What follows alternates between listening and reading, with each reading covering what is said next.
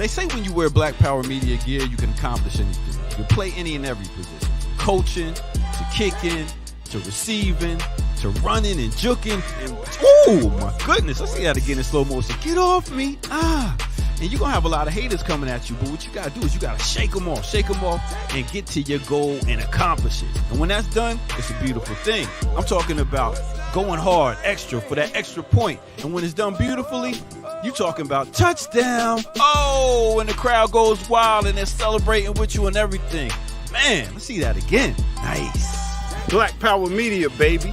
That's how we do it. Now go to blackpowermedia.org and get you some of that gear. Empower yourself today. Yeah.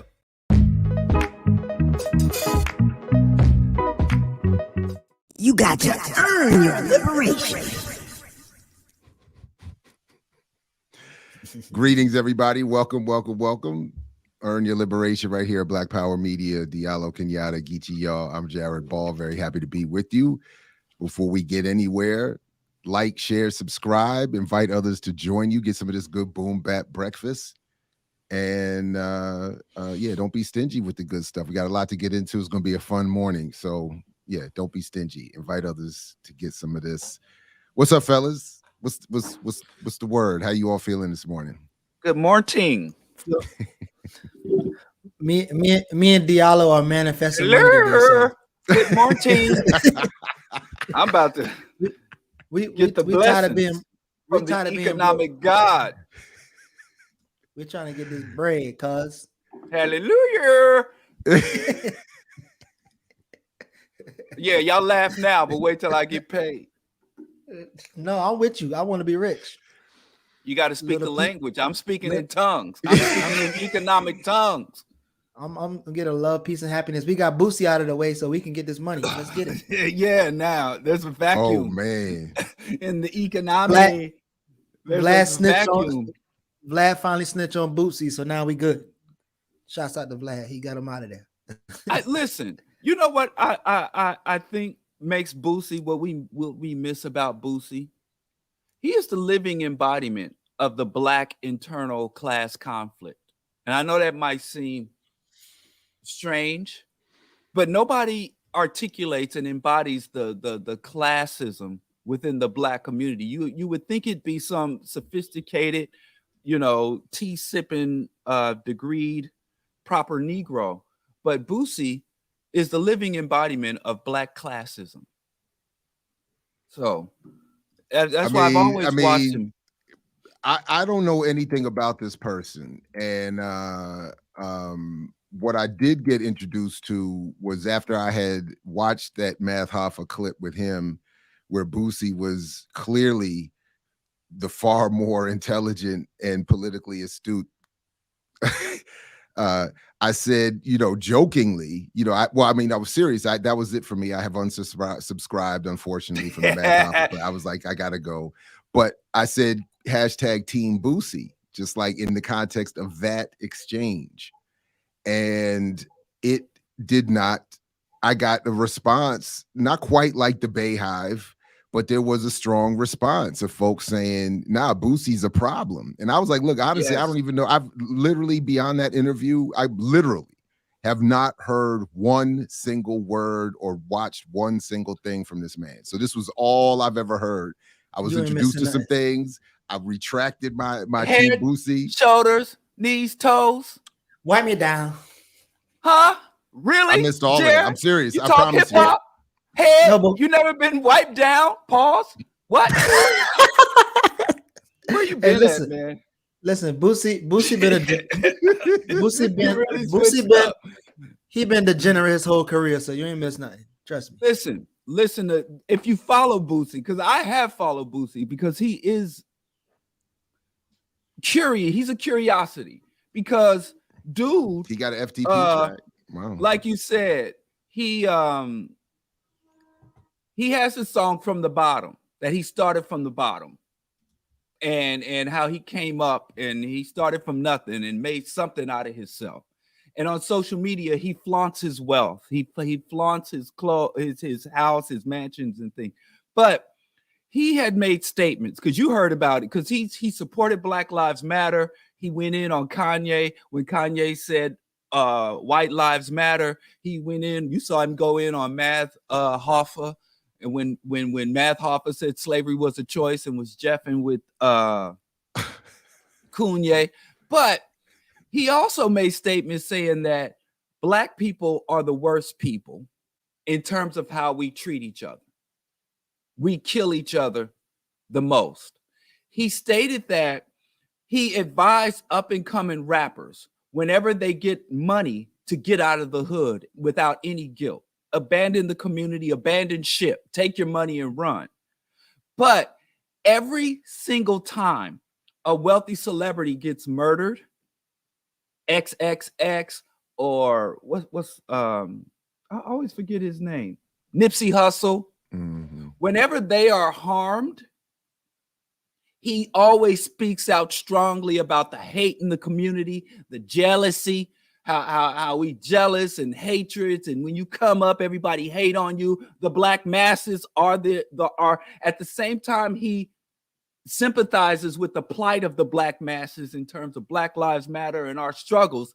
The same times he really acknowledges that the Black artists and the Black celebrities that get money are above and separate and should be given special consideration above the masses. And so when a celebrity goes down, he's always speaking about, see how the hood hates you, your street hates you. When Young Dolph got shot up, he's very outspoken. But on the flip of that, there's this other rapper named Murder on My Mind, YNW Melly, who murdered two of his friends.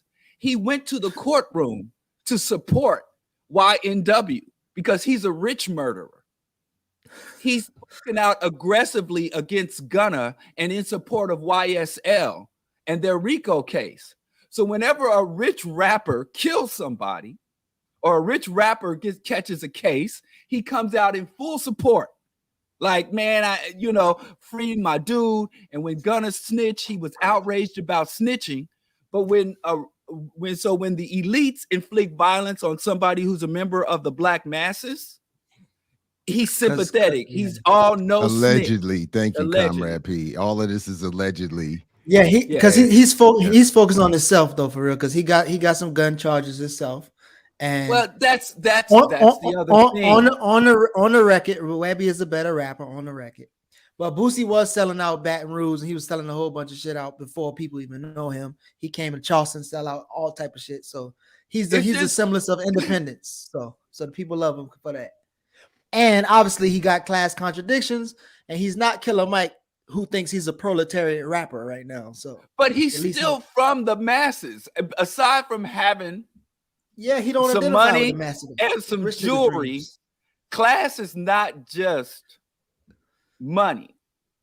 He's rich, but he's still low class in terms of as the rest of us understand class to be. Just very quickly on the issue of independence, just as an exercise I even do with my students in my hip hop classes, just a quick basic exercise. So this is according to his Wikipedia page, and then right over here, Atlantic.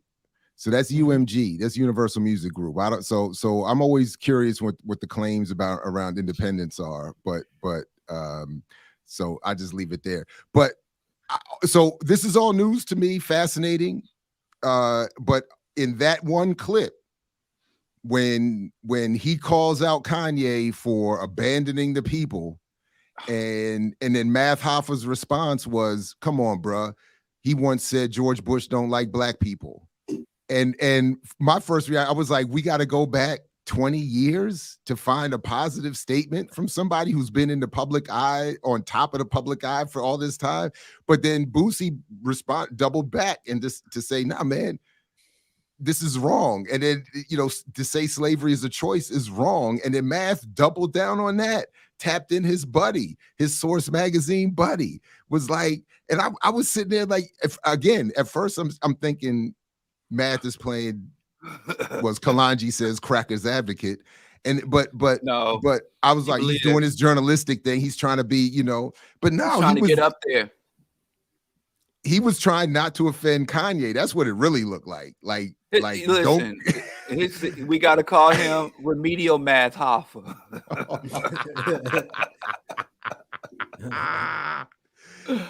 Well, I was thinking the other way. If he doubled down on the Hoffa part, and his ideas and his logic got dead and buried somewhere. Got shot. That's too, got that's shot too in the car, convoluted. That's too complex. His logic got shot in the head and buried somewhere. Leave the name calling to me, man. Leave the tear downs to me. Because that's too going on the Hoffa, trying to ride the Hoffa side. That's just too much. All right. Explaining to dude, labor union and that's just too much. Everybody knows remedial math. Half of us been through it. So just remedial math Hoffa. That's hey, it. I had to go to summer school. I had to go to summer school for math, right. so I can't even Most front. of us, so when you say, right, that hits a nerve when you call that man remedial math. Drag you right back to your childhood. Exactly. Like, man, fuck him. What? He's what? Yeah, I don't like him either. Don't even know what he did. Right. Summer school. So fuck remedial math Hoffa. Woo! Oh man. And you can get away with that now, Diallo, because he's a grown, mature man. He's not gonna swing on you anymore. Oh, that's great. Oh, y'all remember that? That's all I know about. I'm talking about you don't know about Boosie. All I know is when he swung on that dude in the battle. Oh, it is a couple of them. He swung on a few of them. Fully. And you know, I was supposed to battle, but he was scared. But since he ain't here,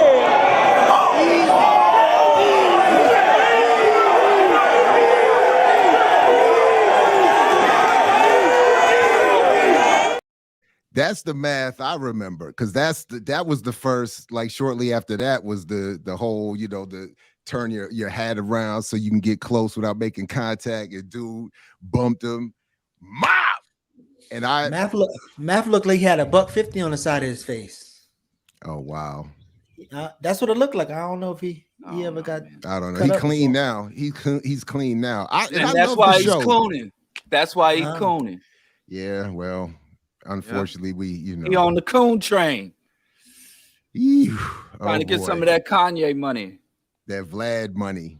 Yes, so he want to get up there.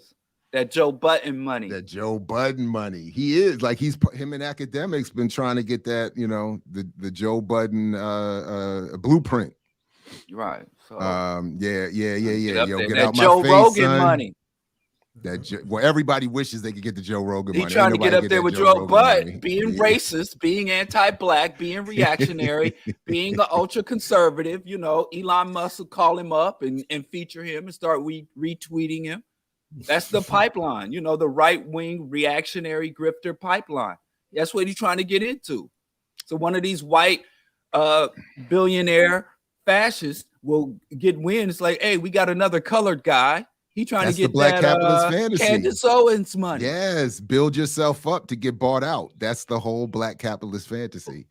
Thank you. Speaking of the black capitalist fantasy. Speaking of. Grand Rising, Soul Family, Boosie is our bourgeois of or characteristic of the middle class, typically with reference to its perceived materialist values or conventional attitudes. Well, that's what we want here. We valorize super chats, pay to play. That's how we. So thank you very much. Listen. Yeah. Boosie resonates with the black masses. At the same time, he demonstrates contempt for the well-being of the black masses and venerates the black elites. And like I said, he does it with such that Southern drawl, with that down to earth. I ain't changed. I'm from the hood. You can take me out the hood, but you can never take the hood out of me. So, all jokes aside, from a class analysis perspective, Boosie is an interesting character that could inform us a lot about making it out the hood or what it really means to make it. Because, like I said, he's always talking about, oh, he hates Gunna because Gunna snitched. And at the same time, when Nipsey Hussle comes, he condemns the streets. The streets ain't got no love. They kill you. They hate. They jealous in the streets. A bunch of haters. But then as soon as the black rappers and black public figures who literally promote and profit from the mass slaughter going on in the streets amongst black youth, the moment they are touched by the very thing they propagate, he flips and goes back and forth, and nobody notices it because the dude's so down home, so soulful, so around the way. Just a curiosity. I hear you, Anthony, and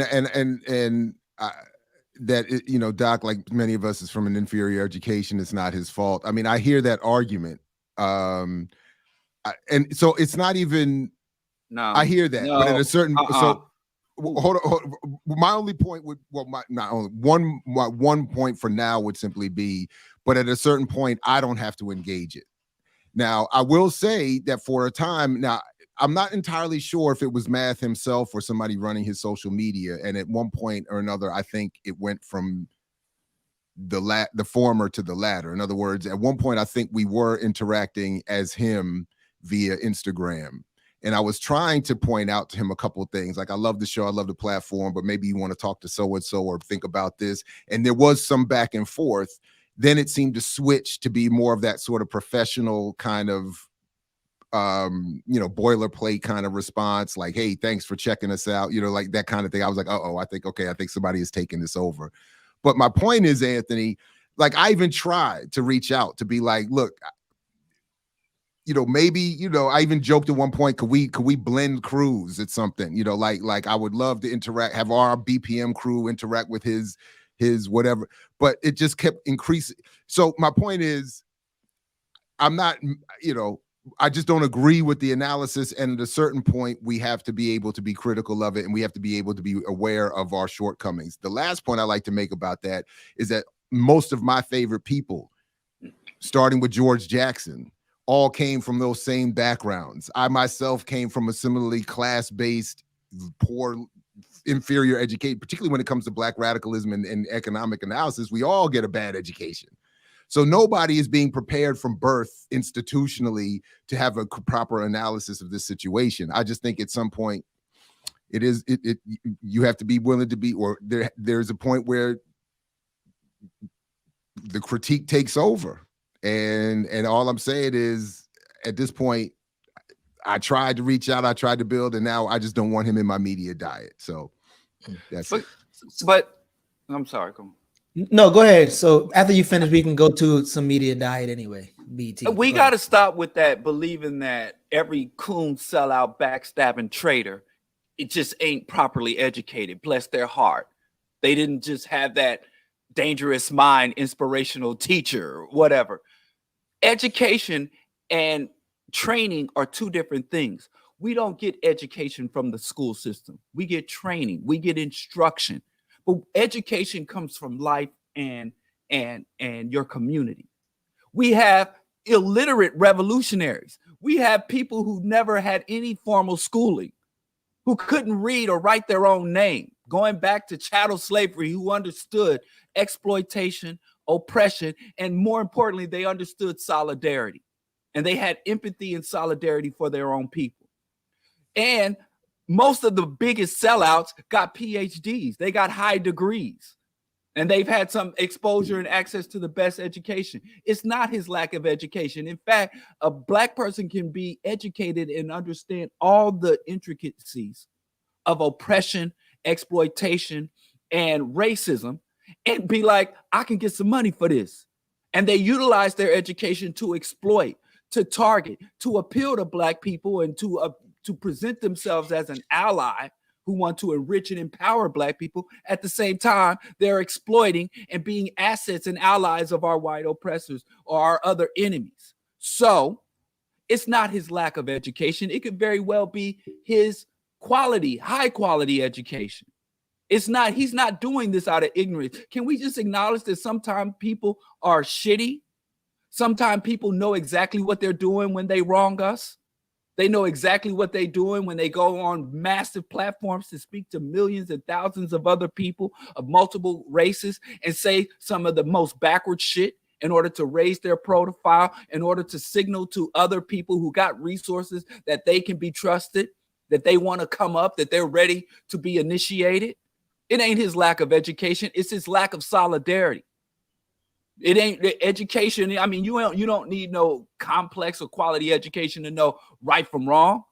Toddlers know that. Well, I mean, I think, but there's inducement and discouragement to certain choices as well. So that's why I usually don't like to speculate on why someone has chose. I like to just judge the overt political act or analysis, and in that sense, I think it protects from all this kind of speculation. I get your point, Diallo, but I just, the conclusion in that moment was Boosie was correct, math was incorrect. How they got there, why they got there, what's beyond that, I can't speculate. And although I am happy to be checked in terms of my the Team Boosie joke, I get it. I respectfully understand why people would be like, look, this dude is a problem. You can't just be co-signing this dude blanketly, blindly, just because he was right in this one instance. But that said, anyway. But you were Team Boosie in that exchange. You don't even know. Like I said, you never been wiped down. Pause. It ain't like you was wrong being Team Boosie in that, but you weren't speaking overall. I wasn't. You were just speaking about correct. In that particular exchange, you agree with Boosie. And I don't think that's. No, I just think, but I understand why some felt, especially when I started to see what he's been accused of participating in and supporting. I understand why there would be some who would be like, hold up, let's just make sure Jared hasn't gone too far. And, and anyway, that's all. That's broken clock. All right. Geechee, where'd you want us to go with this? We should start with BET, and then speaking to the inducement and discouragement. Shout out to Dev Springer, Musa, and Ricky Ryan for their 2 pieces on about culture. I think those are really good things to look into, especially because John Henry Clark never finished his work on ego starvation, which I've been striving to try to look into. But let's go to BET first. And should we get started with, even before we get to Tyler Perry, should we get started with like how BET came to its space? And then I guess I want to start with a question for you, Jared. So Bob Johnson talks about how BET was inspired by John Johnson. They're not kin, but he said like he saw what John Johnson did with Ebony and Jet, and he wanted to do a video version of that, so that he went to tap into his rich daddy, like Jay-Z is right now, John C. Malone, to pitch his idea so he can invest in. So when you think about Jet, Ebony, and BET, and then buying power, and also Tyler Perry's potentially buying this, what do you say to the group or to the audience who's celebrating this Tyler Perry's unconfirmed win right now? Like, what would you say to them, especially with your book coming out? So, well, I mean, there's a number of things. First of all, there is an environment in which all this is taking place and what media is allowed to be used for. So there's the commercial, the military, and all of that. So this idea, so what Bob Johnson was wanting to update from John Johnson was this idea that there is money to be made in a media space by promoting ideas of a Black middle class aspirant community that is unthreatening, unradical, wanting the American dream. And in that lane, there is money to tap into coming from the white advertising commercial corporate structure.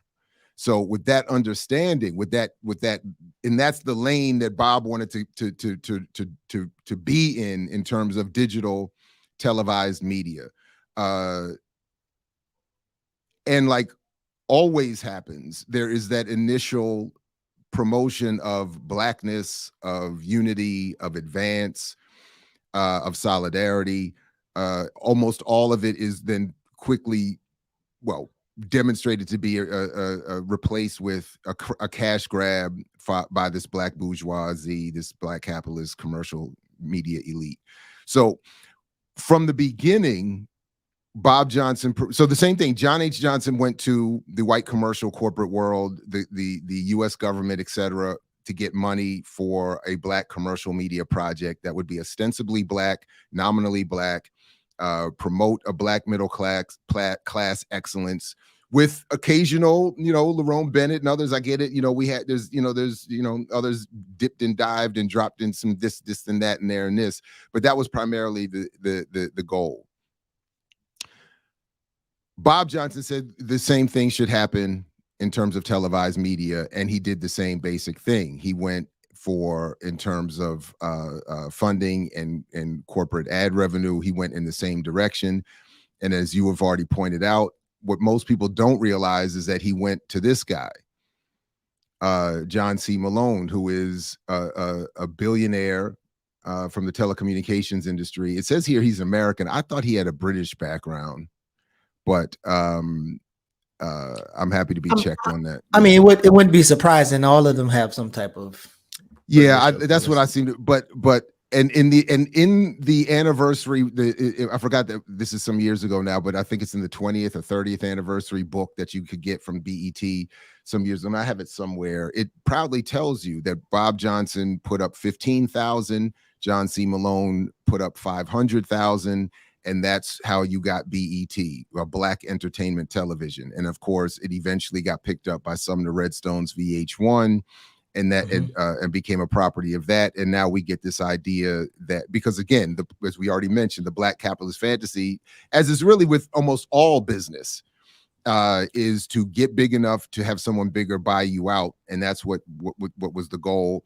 And now now that it has probably floundered and gone as far as it can go, they're willing to sell it back to Tyler Perry.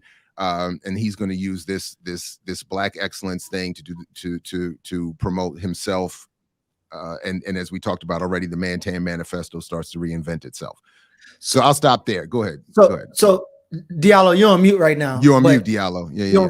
But even before you go, so this idea of selling it back, they're selling majority stakes. So this idea of selling stakes and percentages and stuff, because John C. Malone, yes, he invested at beginning, but he also owned part of BET. He was a minority owner. Yeah, that's right. Well, yeah, if you put up 500 and someone puts up 15, I mean, that's the relationship. Like, you're gonna have to pay back that loan, and they getting kicked off of the profit. But both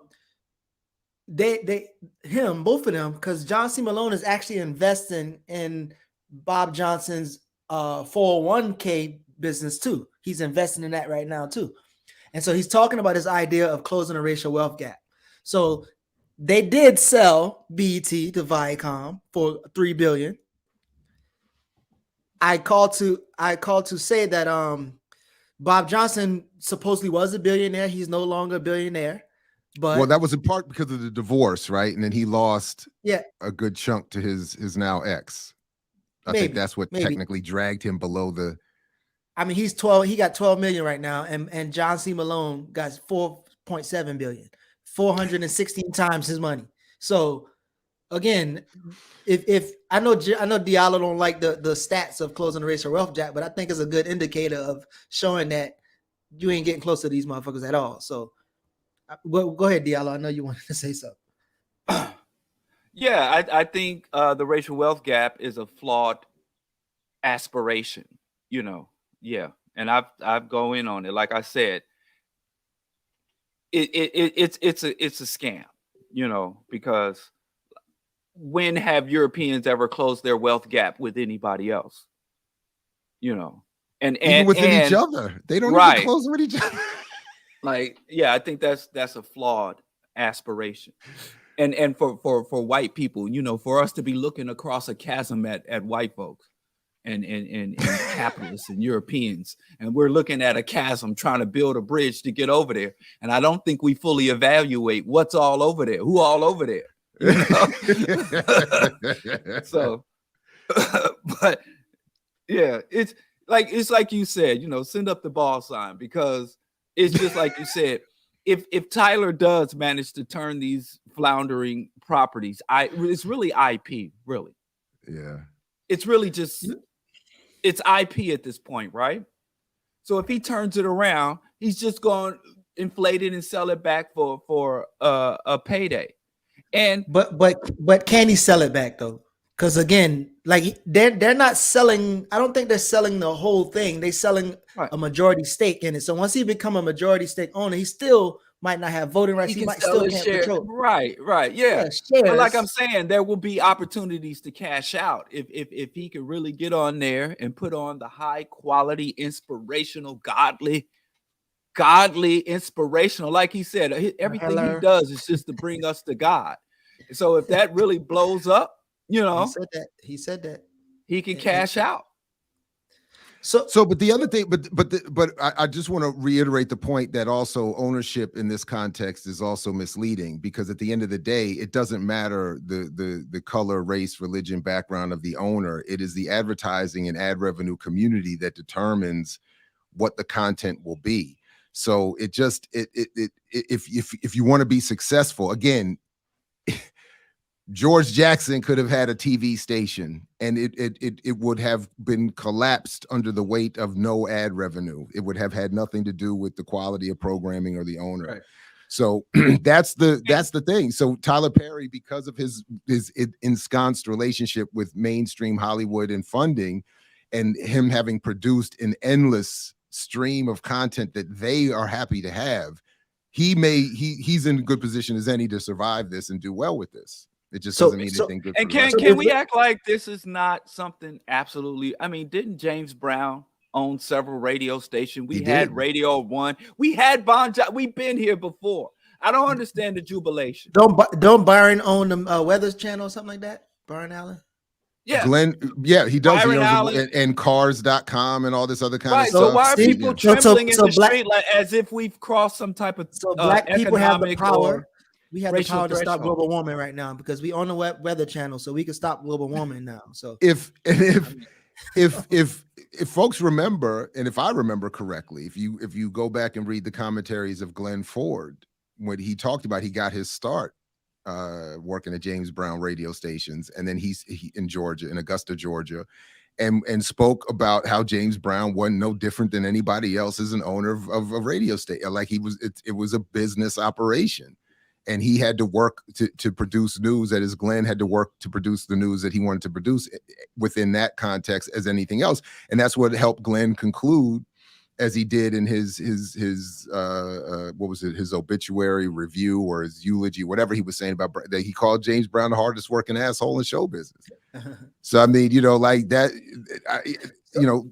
What did Bomani Jones say in that great clip that did we air it here or somewhere? I aired it. I can't remember where I played it, where he's talking about black ownership, and he said, "Have you had to be, you know, I forgot who was he talking about, the black business owner." He was like, "If you ever worked for a black, he's just a black business owner." He's like, it's terrible. It's like it's no better than anybody else. And he mentioned, I think, a couple other people. I think he even mentioned Tyler Perry. But he was like, have you heard what people say after they've worked with these people? Like, it's yeah. So well, I saw some guys saying we got BET back. Yeah. I mean, people have been saying that the whole day. But one of the things that I'm pretty sure somebody already came to the conclusion and probably wrote about it. But like Bob Johnson, literally, when he said he came up with the idea of BET, there was this old white man who had this retirement brochures, and he said he literally took the brochure and put black in front of everything he said, and then pitched it to John C. Malone. And then, like, ironically, he's doing some 401k retirement shit now. So he got his whole damn playbook off of some rich white people. Now, we want to play some of the Bob Johnson video that you sent?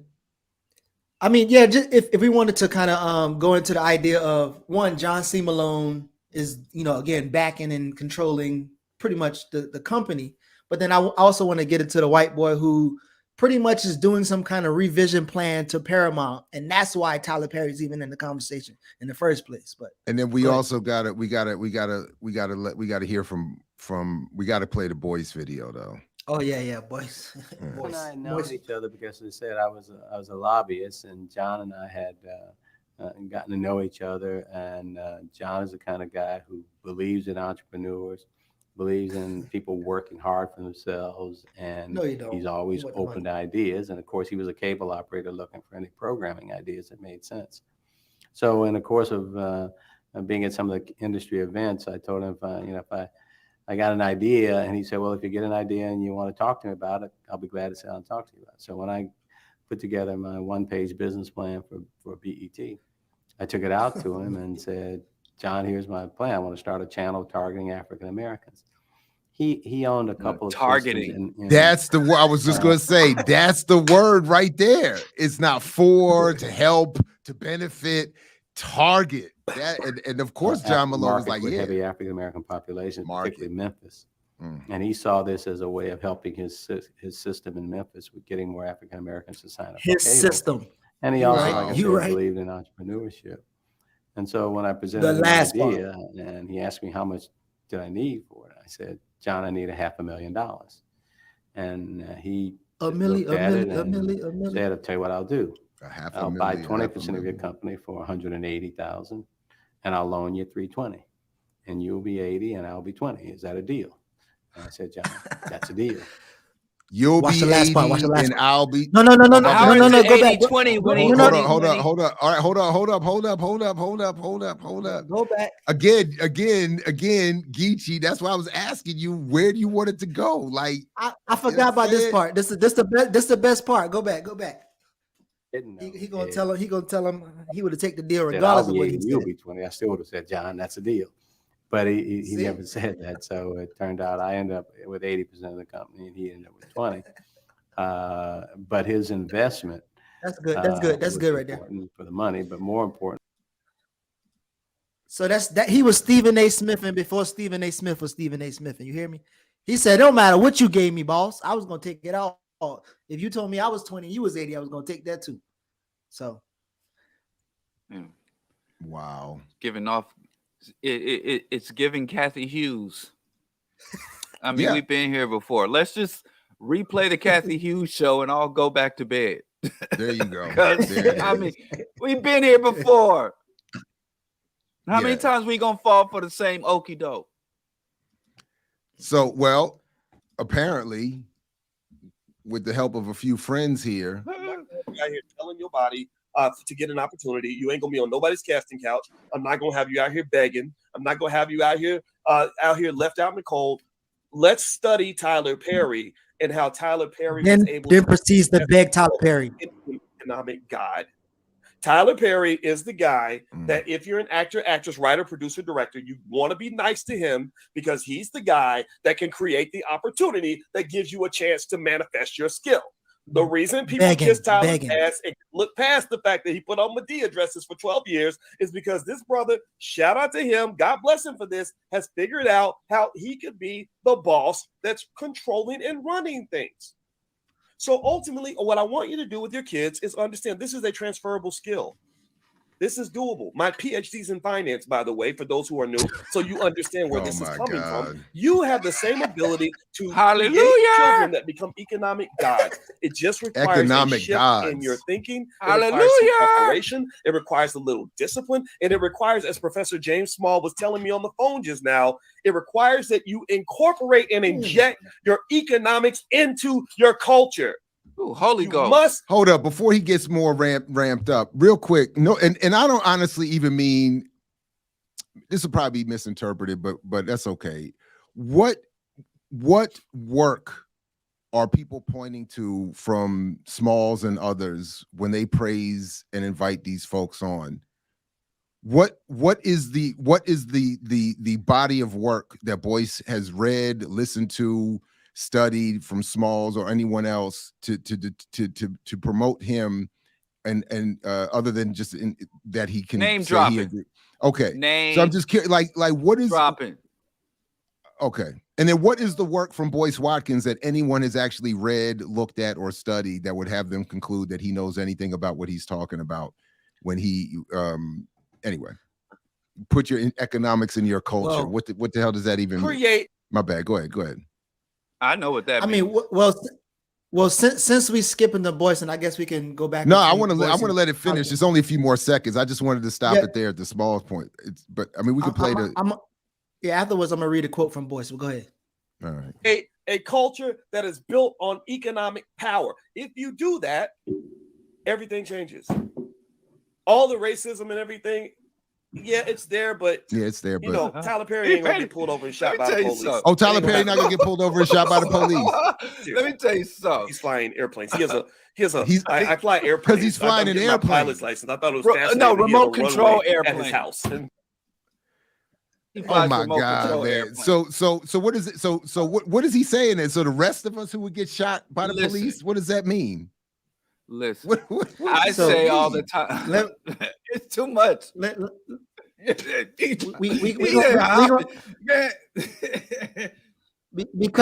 Because Boyce is he's a sycophant for Tyler Perry. I guess we could toggle back and forth between the two. But Boyce once said, "I don't want to be a communist. I don't want to be a Marxist. I don't want to be a socialist." In the south side of Chicago, near the University of Chicago, that's a pretty heavy hotbed for socialism, right? And there's nothing against it. There's some good ideas in socialism. I just don't want to be a socialist, right? But just like there's good ideas in capitalism, but I don't want to be a hardcore capitalist, I'm black first, which means I rather specifically design an ideology that's uniquely created to solve our specific problems. That's how I think. So I'm not anti-capitalist or anti-socialism. I just want to be in the bed. I'm sorry, I don't want to be in the bed full time with either one of them. That's your economic god, genius, financial expert who sound like he don't know shit. I don't even understand what that's all supposed to mean. Well, you know, I just had a discussion with a brother that told me that I was a Eurocentric because I was a leftist and I promote leftism. And he said he's not left or right. He's Pan-African. And I said, Pan-Africanism isn't leftist. He says, no, because that's Eurocentric. So you're not capitalist or socialist. You don't have to be leftist or rightist. There's this zone of make-believe that these fence sitters, the people who are more than willing to engage and partake in and benefit from every aspect of capitalism, but still want credentials and still want to be associated with the struggle, because then they can flip that struggle and monetize the struggle. That's what that means. When somebody says, I ain't down with capitalism, but they engage capitalism fully and promote capitalism fully, and they say they're not really down with socialism and don't really have any reason besides they ain't down with it, that means they want to monetize black struggle. They want to monetize justify black outrage. They want to monetize black aspiration. That's all that means when they try to. That's called riding the fence. I mean, basically, that's what John C. Malone said. Why he invested in Bob Johnson's, because he wanted to create this idea of inclusive capitalism, right? So he he wanted to include some of his black flunkies. If they can create Black Christianity or African Islam, I guess they can make inclusive capitalism. I mean, we can do it all through God, economic God, who strengthens me.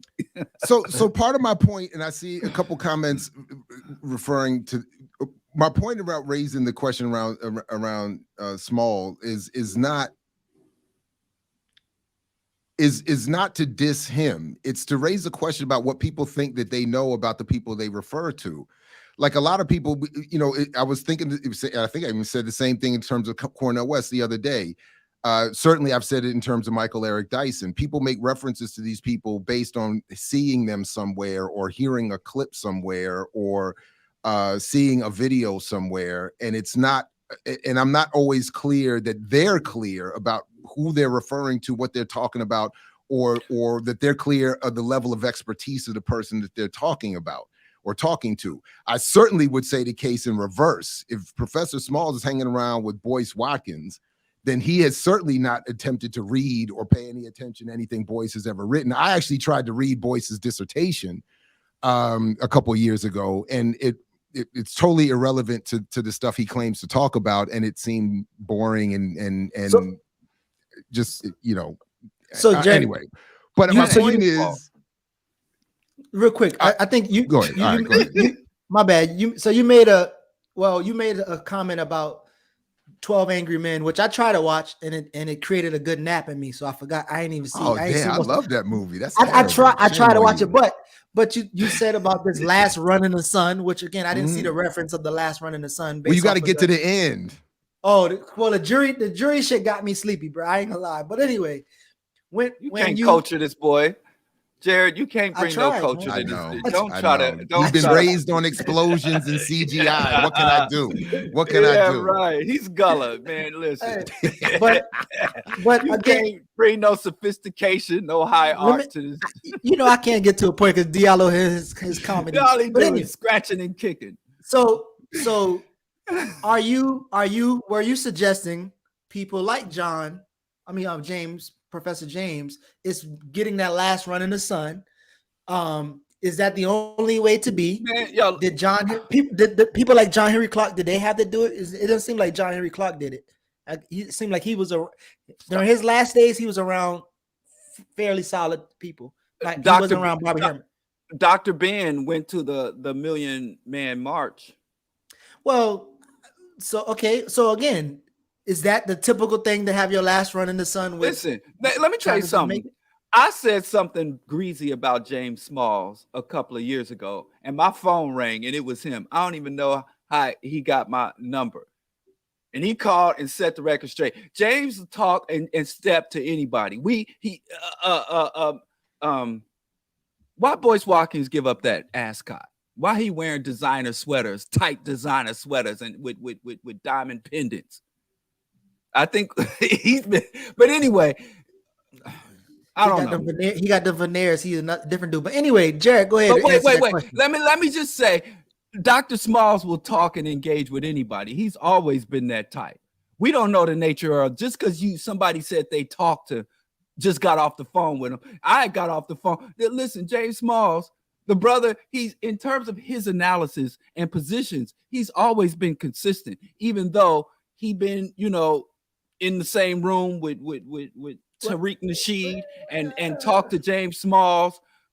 I mean, talk to James Smalls. Talk to Boyce Watkins, the first prophet of Perryism.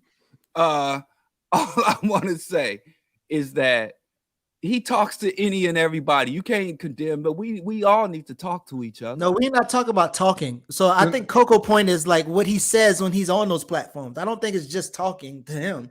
I think I've heard a couple. I mean, he gets into a little bit of the buying power mythology and all of that. Yeah. My point though is that so part of my point is well, okay. So on one hand, when people like Boyce claim Smalls and others, it's to give some sort of radical credentialism that so it's false. So that's what I'm saying. Like, have you ever what about Smalls' work or his politics is are you really connecting to, and what do you really know about Smalls other than he has a certain name, et cetera, and so forth? Let him name drop. Y'all let Cornell West name drop Dr. Clark and didn't say nothing. So y'all let Boyce name drop. So we can come to that in a second. We can definitely come back to that in a second. You can't let one slide without the other. We can definitely come back to that. But the point that to your question, Geechee, that I'm really getting at is, and I don't know, it's all speculation, and I am saying in sincerity that I have felt it in my own myself, so I believe it to be real. But the point from the scene in 12 Angry Men is that the old man on the jury reflects at the end as to why the old man on the trial that we never see would have faked up his testimony. And the old man on the jury is saying that when you get to a certain age and you see the end of the ride, you start to have a feeling of, I want one more sense of relevance. I want one more, if I have a chance to feel relevant, if somebody's calling my name and wants to hear from me, I want to show up. And I'm simply speculating because I've seen this. The tendency is I've suffered it. I've definitely seen it with people who are older than me, with bigger names than me, end up associating with some truly horrific individuals. And I think it's by accident. And I think, so it's a speculation that that's all. That's why I'm not, now to the other point, the third point would be that I have seen Professor Small show up on a couple platforms and make some troubling, conclusions and associations with folks I think he should be distancing himself from and drawing some lines with. But anyway, so that was it. Man, that was it. Now y'all leave him alone. Leave Smalls alone. I don't have a problem with Smalls. What my point was, Claude Anderson alone. Well, he's leave Ice-T alone. Leave him alone. God. You bastards, leave him alone. They've done so much for us. before we get too far away, listen. Leave him alone. Before we get too far away, Yeah. I think it's important for us to kind of wrap up the idea of what does it mean to have BET or to have ownership in BET or whatever, and also the larger context that when you look up Paramount and you look up what they're doing, not only are they like selling and thinking about selling what is it, Simon and Schuster, but they're also been kind of pitching things to different people. So Backish, whatever his name is, I got his link in there. This Tyler Perry news is all a part of his turnaround plan. So Backish is trying to do some shit with Paramount. Paramount has some issues where some of their leaders has been preying on women and other people. They having some other, network issues, and they're creating this turnaround plan. And the turnaround plan is what brings in Tyler Perry to potentially go from minority to majority owner. That he's already kind of owned a little stake. He's already their writer for some of these things. But this conversation is just a part of this white man's larger plan, as opposed to some power move, some chess move that Tyler Perry is doing. The white boy is doing the chess right now. No, we saw Robert Johnson say, we saw Bob Johnson say, John Malone said, this is going to help me in my cable operation. It's going to help me with my plan. And this dude is saying, whoever is backing this is saying the same thing. The woman we cite in that Mantan Manifesto paper who worked for Lionsgate at the time said, we support Tyler Perry's films because he satisfies the niche, serving the niche audience of white folks who want to see black films. That's what this is all. That's in summary what it's all ultimately all about. First of all, listen, y'all need to stop looking behind the curtains. Just stay on the surface. All right. It's a black man, an economic god who is able to put his name on something, who's able to get up there and close the economic gap, get us closer, close the gap between black folks and white folks. Who knows? One day we might even have our own imperial army. Stop looking behind the curtain. Stop digging up these white men who can't tell jokes, who don't dress up in jag and make us laugh. Who cares about the white men in the suits in the boardrooms? What's behind that RBG flag, Geechee? You want to look behind everybody else's? Let's look behind your curtain. Let's look at the surface. Let's have a party. You got a white investment behind it. I got a white man wall. A white man wall right behind. I know these old white men who can't what rap, it says? They can't what it dance, says? They can't sing. They don't matter. On the other side of that flag, it says "Made in China." That's what it says. That's what it says. So what? I got old white men. I can't tell jokes. I don't watch. So this is my point. This is sort of Sully is getting to one of my points here. This is not a diss of Brianna or anyone else. I don't watch Cornel West anywhere else because I have read Cornel West's work. I have had the privilege on one or another occasion to talk to him directly.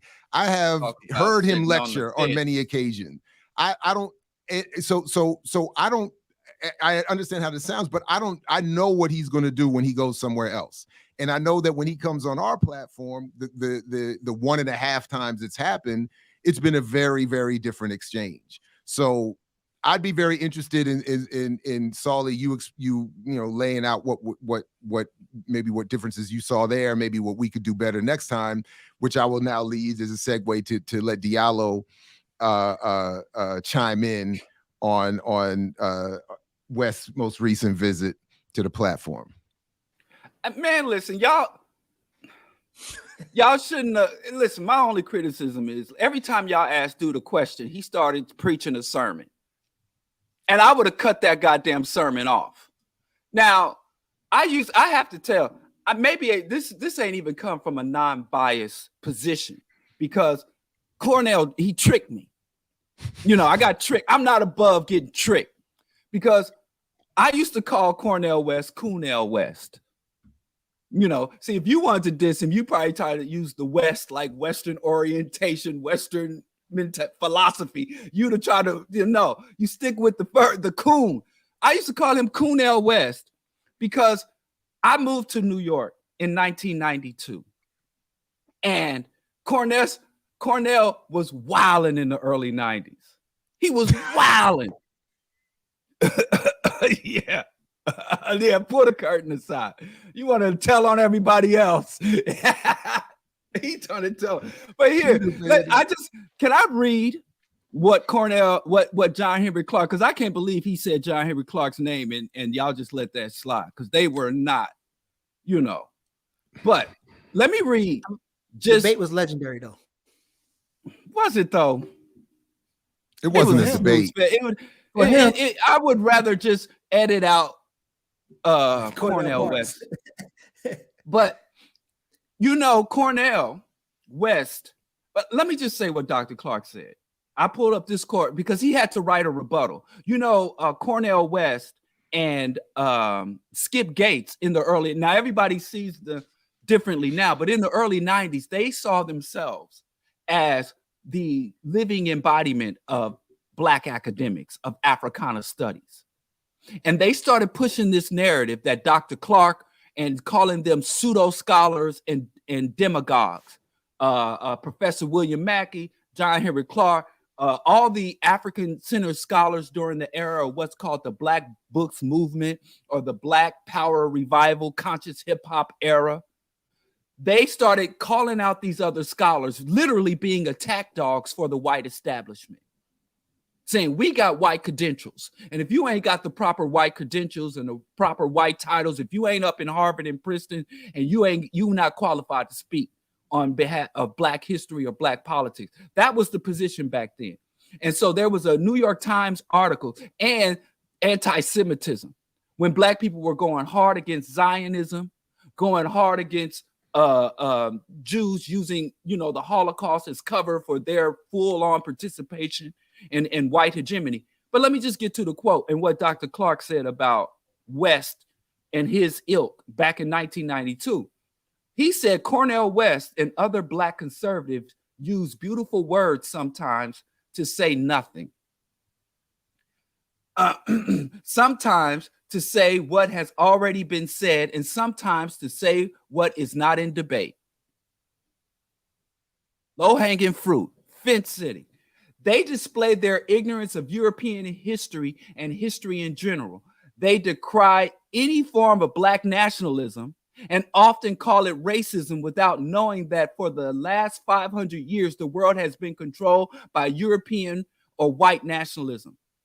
African self-assertion, the demand for proper curriculum in the schools, demand that we stop praising a liar and a faker like Christopher Columbus, who discovered absolutely nothing, threatens an apparatus of European control set in motion by Atlantic slave trade and continue with colonialism that ultimately laid the basis for present-day monopoly capitalism.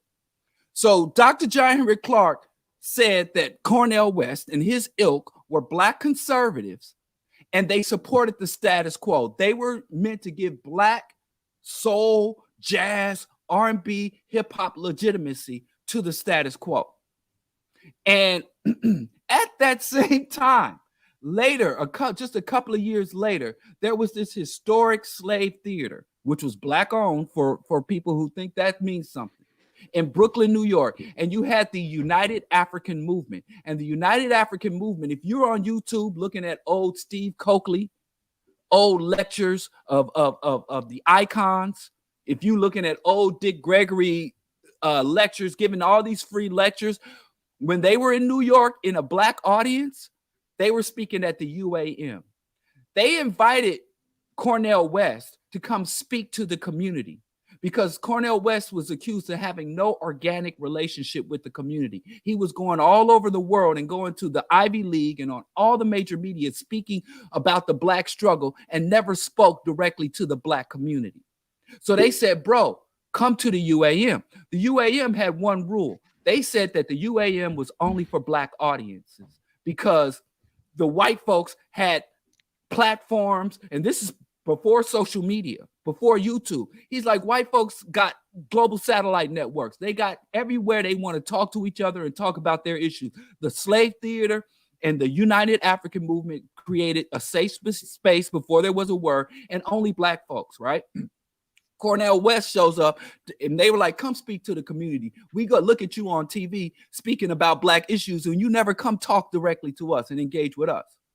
So they invited him to the UAM. He shows up with a white entourage and they told the white woman he came with, listen, we only allow Black people in here. So she ran to the New York Board of Trade. She brought a lawsuit, got the UAM shut down, got them kicked out. And when they asked Cornel West, like, what do you think? He said, I don't speak in front of segregated audience. So I'm glad she did it because I don't care I don't think segregation. So this was the Cornel I was introduced to. And so I'm like, man, that's Cornel West. I don't mess with Cornel. You know, and that book, Race Matters, and him trying to play footsies with and he was real soft on Zionism. So then go to 2000, right? After he was playing African-centered study gatekeeper with Skip Gates in the 90s, 2000s, he goes in on Obama.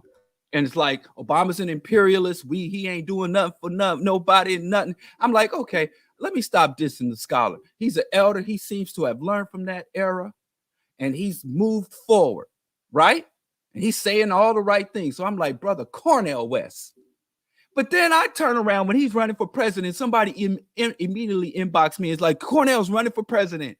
And would you vote for him? I'm like, yeah. I mean, if it's between Biden or whoever the Republicans puts up, yeah, I'd vote for Cornel. But then I look and I'm like, let me check dude's profile. And I see him playing footsies with the right wing. I see him going on, forget Black Power Media. He went on Russell Brand's show. And he calling everybody his brother. I don't trust no dude that's brothers and that call everybody their brother. And he said that's the Christian. He said that's the Christian. So let me. To you, Diallo, and to some in the chat. So is it your suggestion that at the passing unplanned reference to Dr. Clark should have been stopped and met with this level of response during that conversation the other day? In other words, what I feel like is being left out of this is some context here. He was 30 minutes late. I'm one of 3 hosts. We have other issues to get to. I have elsewhere addressed a lot of what you said, and I think we even got to some of that in our first interaction with him. I may not, but so it's not that I didn't remember any of this or thought it was unworthy of checking. And I wonder what my facial expression was when he mentioned Dr. Clark. It was very clear to me. I'm very clear on it. It's just that I'm trying to think of in that moment, what do you do here? Do I stop and check him on Dr. Clark, or do we continue on? Because ultimately, even to your point about Russell Brand, and this is why I thought our conversation with Coco and Renee after the fact, even what we brought up with Dr. West, or what we were even saying in advance of him while we were waiting for him to show up. Even in my first video on this, the contradictions of electoral politics. He's running an electoral political campaign. Of course he's going to go on Russell Brand's show. Of course he's going to call everybody. No, Russell Brand, come on, man. But I've already Russell Brand is not. But I'm not. I mean, and we did even bring up the critique that I've already said. I think we should be building among the left and not going to this rightward populism. So I'm with you on all of that. But the thing, it's not a problem of him going on Russell Brand's show. It's not a problem. It's what he said when he got there. You know, if I'm on Joe Rogan's show, I'm not going to, oh, my brother, you know, and everybody's his goddamn brother. And he was, it was not a contentious interview. He was there. He was home. He was home. On Marcus' interview. On Marcus' interview, he answered why he used brother and sister. It's because his Christian ideology. Yes, and that's another thing I want to say. And I agree with that. It's a deflective, and I don't like it. It's a deflective hustle. I agree with you on that. I don't like it either. Oh, I don't care how long you've been doing it. If everybody your brother, ain't nobody your goddamn brother. And I agree if I'm with call you my brother. So on the one hand, my point is again, there are different roles being played when you are a host, when you are a co-host, when you are a panelist, when you are the interviewee, when you are a keynote lecturer. These are all different. I think these are different roles they're different roles, and they require different levels or forms of presentation and performance. So I hear you on. And another thing that bothered me that he didn't get called out on. But he did get called out on the rightward thing. He got called out on. Yes. we did interrupt him when he started I'm not doing saying y'all did anything wrong. I'm not. This is not an indictment of the interview. Saying you let him get away with. Yeah, that was what. But you acknowledged that you did. You just explained why, but you did that. I mean, listen. Well, I mean, I'm somewhere talking, and I try to name drop. I try to name drop Farrakhan. I think somebody should call me on that. You know, and I'm out here and brother Farrakhan. I'm like, oh, yo, you and Farrakhan. It's just certain things you just don't do. There's certain things you just don't do. I mean, the way I've carried myself and some of the interactions I've had over the years, there's certain people I just can't call down. Oh, there's certain ancestors I can't evoke. Wait. But you brought up the whole point about Dr. Clark. The one point you left out, of course, is that or de-emphasized, of course, is that Clark did sit down with him. Yeah, he did. But here's another thing. Here's another right. thing. Not only did Clark sit down with them, I sat through like a 3-hour meeting remember when Cornel West was beefing with Harvard, and the Harvard president at that time was overtly racist, talking about dumping nuclear waste in Africa to reduce African, and he was going. And he said West did a rap album. That's not scholarship. And his professional career was on the line because he put all of his eggs into the formal academic Ivy League basket. And Dr. Clark, who was still around, Professor William Mackey, and all of the prominent scholars at that time said, we have to support Cornel West. We have to release a statement on this is about academic freedom. This is about Black solidarity. And all the people he's from 92 up into 2000, he sent calling demagogues, calling anti-Semites, calling pseudo scholars. They all came out and embraced him and supported him when the white folks started West didn't call him a pseudo scholar. That was Gates. No.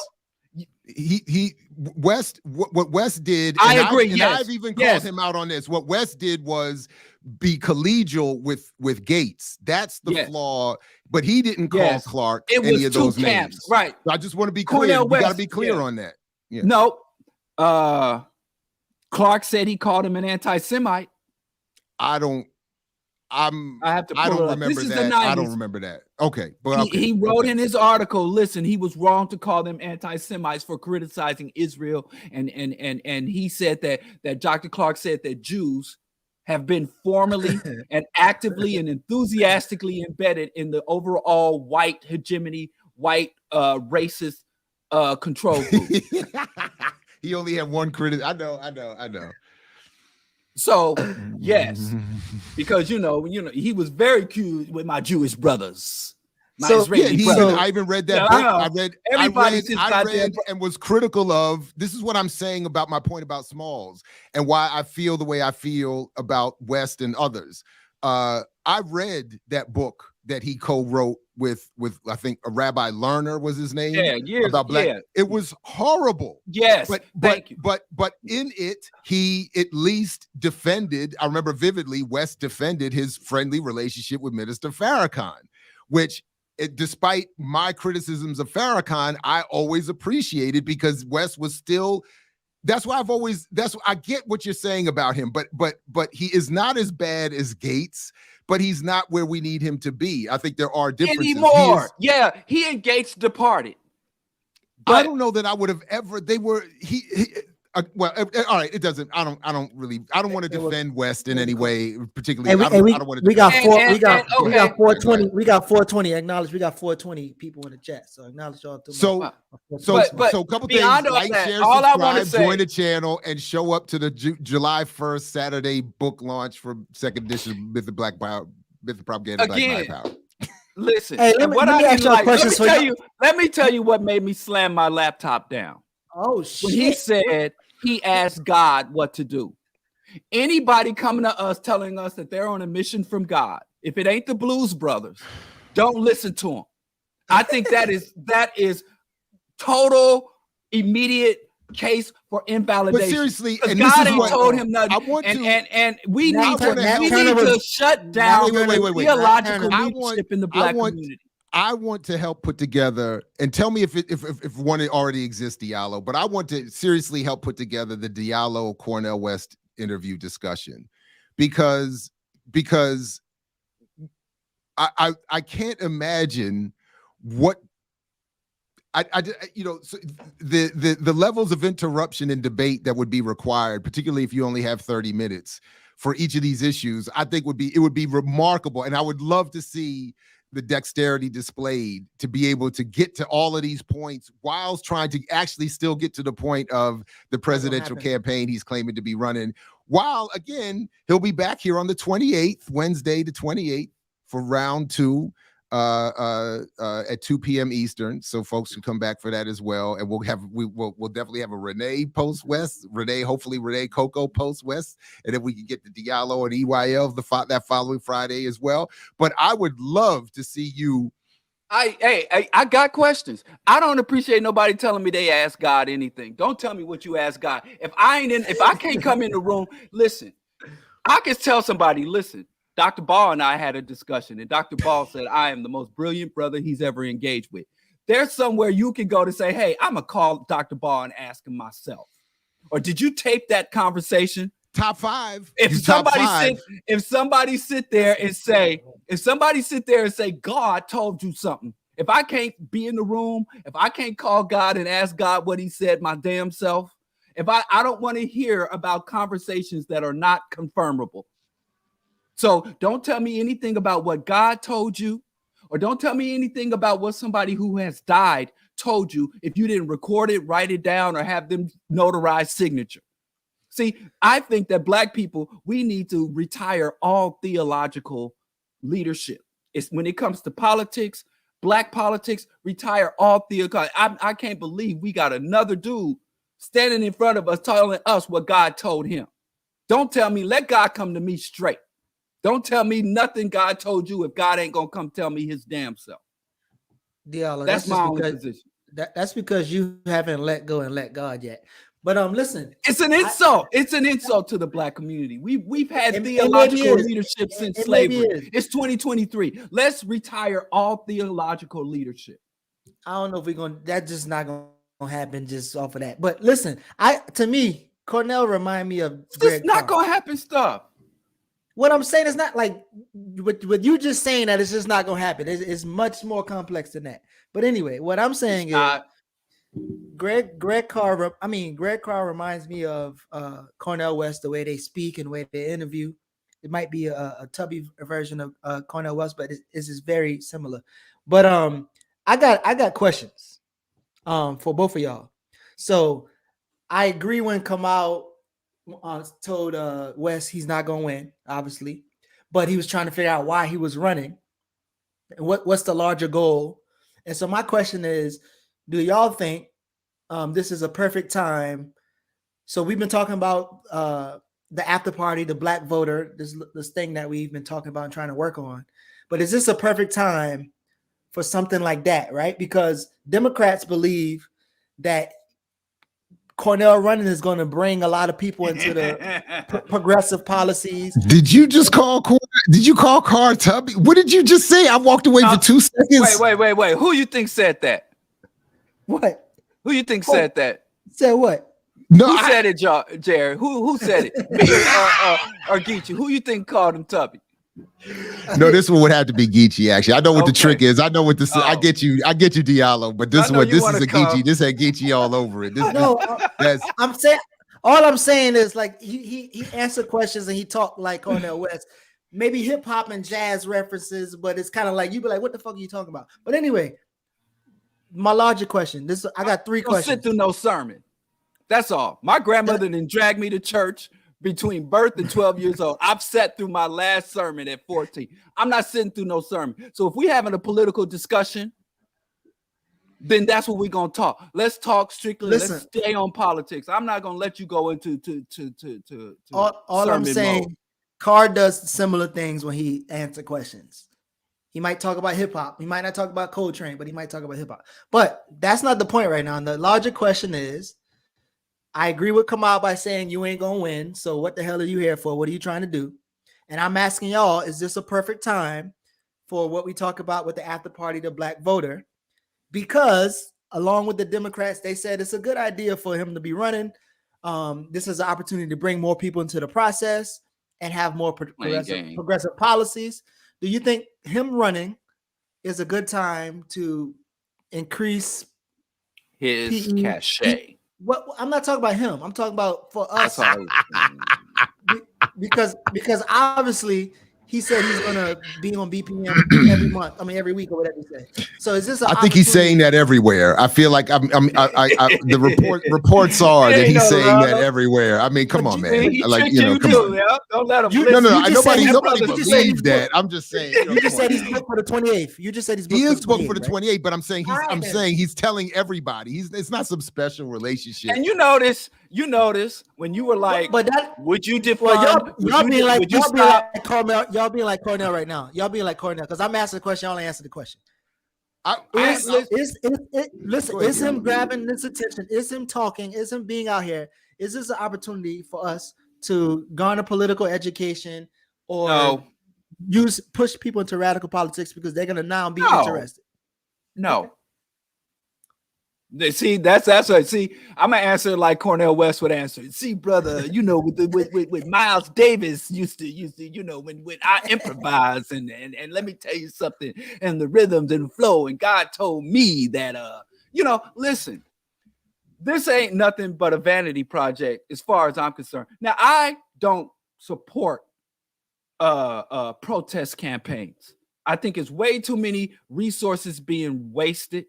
It's way too much energy and time and emotion and playing with our emotions. Like I said, Cornell tricked me because when he was going in on Obama, I had a newfound respect for the brother because, like I said, I kind of put him on the shelf way back in the 90s. Like, man, listen, I'm on this side because even though he didn't say things, certain things he didn't say, it's like you said earlier, guilt by association.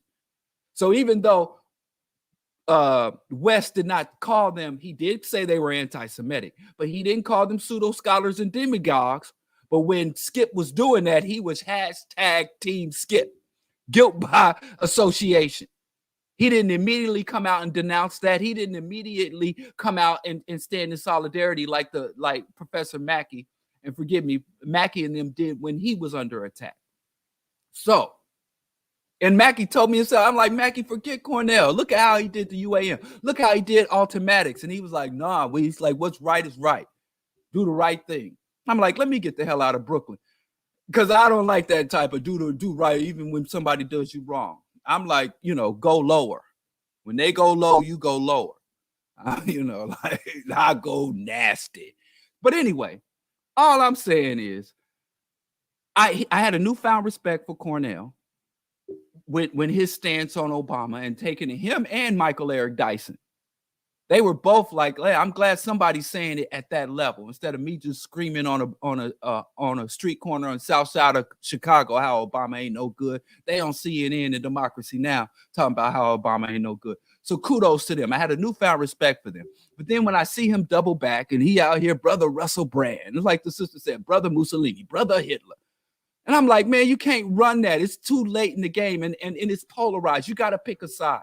No more riding the fence. You can't beat everybody's president. It's great rhetoric.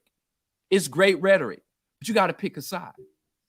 And I ain't even saying pick the black side. I'm saying pick the progressive side. Be full on leftist progressive. And if you got to go on the right wing platform, it should be an antagonistic engagement at the very least. Jared, let me repreface before you answer, Jared. So there's a Green Party stigma right now, right? Many people believe, many apolitical Americans believe that Green Party is responsible for Trump being in office. Jill Stein is her fault, is their fault. Bullshit. Right? And you have 69% of liberal voters approve of Biden's performance compared to 21% who disapprove. You have 56% of 18 to 34-year-olds giving their thumbs up to Biden and 32 giving thumbs down. Cornell running, getting this attention. Do you think there's some type of benefit for organizers, for BPM, for people who engage in political education to like pull people into radical politics? Not what Cornell is doing per se or saying, but will he bring people into the fold for us to kind of like maybe radicalize them in some kind of way? So I don't think there was something just happened with my audio here. My bad. But I think that so no, I think the best that could have come from this is squandered in the fact that despite what I said the other day, that it, on the one hand it's starting a year early, so that's better than most of these forms of efforts. But I think most of the best part of what could have come was squandered by not starting earlier, by not being more clear, and ultimately by not having it be born from within the truly grassroots community left radical spaces. That's my whole point about the after party, and specifically about from Black radical spaces, that if we're going to engage in electoral politics, we need to be developing the candidates, the platforms, the bright lines, the politics, the standards, and engaging whichever party, whichever race at whatever level from that basis, and really only from that basis. So I don't agree on the one hand with Diallo in general that no protest vote is supportable. I just don't like the way most of them are taking place. And I think that many of them do sort of lean towards becoming vanity projects. And hold on, Diallo, hold on a second. And say that. Okay, go ahead. Correct. Go ahead. I said I don't support protest candidacies. Just about every vote I ever cast in every election is a protest vote. Protest candidacies. Okay, sorry. Those are two different things, though. You're right. It's two different things. You're right. Thank you for the clarification. My point, to the point of supporting protest campaigns, I do think that they can be made more valuable if we engage and develop them on our own and stop waiting. Because even this, as good as West may be, it's still a very top-down, relatively speaking. It's being imposed on us from other elements and segments of the left that are not coming from particularly Black radical spaces or even particularly radical spaces necessarily, as we saw with the start of the whole People's Party thing. So that's really it. That's the only way I see the vote becoming more meaningful than it is, and even in interacting with parties like the Green Party, because as again, the way I remember it, and my memory is not to be trusted for sure, but it was elements within the Green Party that first, before anybody else, weakened those potentially more radically insurgent campaigns of Cynthia McKinney, Rosa Clemente, and others, primarily because the party itself isn't, elements within the party itself were not ready for something too Black, too radical, too threatening, et cetera, and so forth. And ultimately led to a suppression of that effort, and others rising up that might have paralleled it. So the same thing here.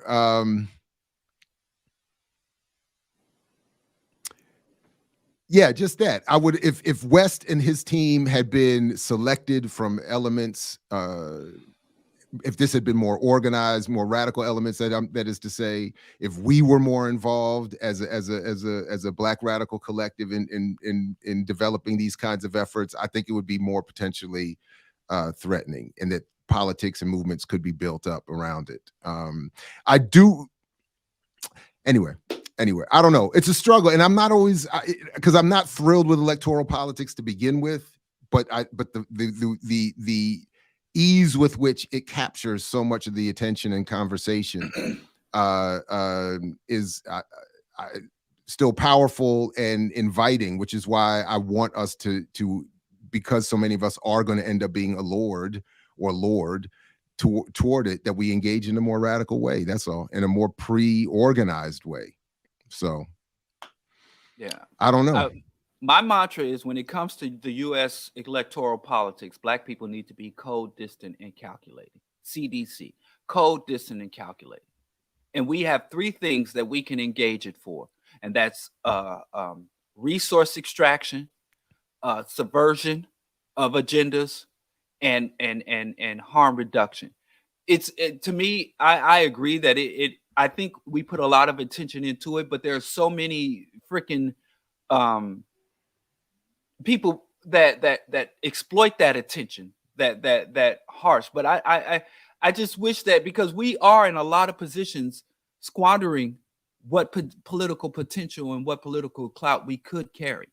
And it seems like so many people involved in politics think politics begin and end with national elections, with the presidential elections. When there are so many where they Democrat or Republican. If you ever vote in your local election, 90% of the shit on the ballot, I wouldn't go so far, I say at least 75% of shit on the ballot ain't Democrat or Republican. You're voting on water reclamation district. You're voting on tax policies. You're voting on zoning policies. And because we get so wrapped up in Democrat, Republican, we miss out on what few opportunities we do have to positively improve our situation. Not close the wealth gap, but get more rational distribution of resources, get a more reasonable and functional infrastructure policies and zoning and development. So I think we should focus on politics more from a public policy perspective, as opposed to personalities and these various personalities. And so in terms of protest candidates, I think my position is only if you're going to be a bear, be a grizzly. If you're going to run to win and do everything within your power to win it. If you run with the attitude, that's why one thing I do respect about Cornel West is when Franklin was like, you ain't going to win. He was like, hey, don't go there. How you know? So Cornel West didn't rock with that, because listen, if I'm running for anything, I'm running to win. Did you run just to play? You ran to win, Jared. And you won. You talking about now the Hickory Village board? I ran to win. Yes. And I won. Yeah. But when I was doing the Green Party thing, that brief moment, my attitude clearly wasn't to win. I wasn't doing that. I was trying to say, let's think down the line. Let's engage differently with it. It was the same thing. That was what the logic, at least. It was many flaws, obviously, but I'm glad to know that now. And by the way, Steve Coakley was the one that told me playing with my vote is like playing with my emotions. If you ain't running to win, don't run. Well, first of all, I hadn't gotten the nomination of the party yet, so I was. But you was running to win that. I was running to win that. Exactly. I was running to win that. But so you did run to win. You lied on yourself. Okay. Well, all right. But Steve Coakley is the one not the one of several who told me to my face when I told him my plan. He said, because I said I wanted to make the Green Party a red, black, and green party. And he said that won't work, brother. The culture will not allow that. That was his line. The culture will prevent that. And he was right. But I also think I still like my line though. I still like the line though. Anyway, I don't want a red, black, and green party. I think that's the last thing we need. Well, it depends. But it's a pun also. Well, go ahead. Yeah. It's go ahead. But listen, when we vote, when we go to the polls, revolution is not on the ballot. Liberation is not on the ballot. What we want is competent bureaucrats and sane policy. That's all you go. It's not as sexy. Electoral, it's not sexy. There's no salvation coming from that. So when we go to vote, we should say, listen, I'm just going there to get the best, most competent bureaucrat and sane policy. Environmental policies. Voting will not dismantle capitalism, but voting will get the lead out of the gas. Voting, you can regulate lead out of the gas. You can regulate carbon reduction in carbon emissions. And I know that's not revolution, but it's still necessary if the revolution, when it is successful, is going to govern a planet that still has viable ecosystems.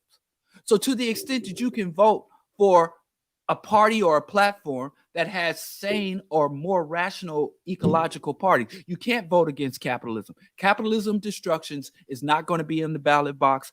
Pan-African unification and liberation is never going to be voted on. That's something we have to take. But there's certain things we can't vote for. I think you're right, but I just think in theory, because theoretically you could put through vote a public policy that, for instance, nationalized banks and other industries and redistributed GDP and stuff, which would in a sense be revolutionary. But I get or increase the upper income tax rate, or increase the upper income tax rate. I will vote for that politician or that platform or that policy. Right. But let's say they nationalize the bank. It's still the U.S. nation that's nationalizing the bank. I got you. I'm saying I got you. Yeah. So there have been several. Like, I'm content with the last mayoral election here. Mm-hmm. I'm content with my local alderman. I think my local alderman. Yours, Emma.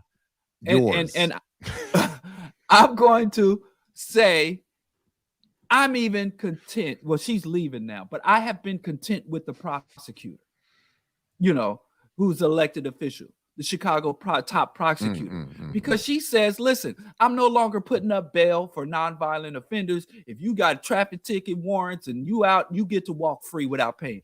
Now, is that prison abolition? No. But some people are like, it's either prison abolition or the gulag and no in between. And you think you being radical or revolutionary because you're not willing to support bail reform. And we got bail reform. There's this one politician here who's a tie-wearing, line-walking, a good Catholic.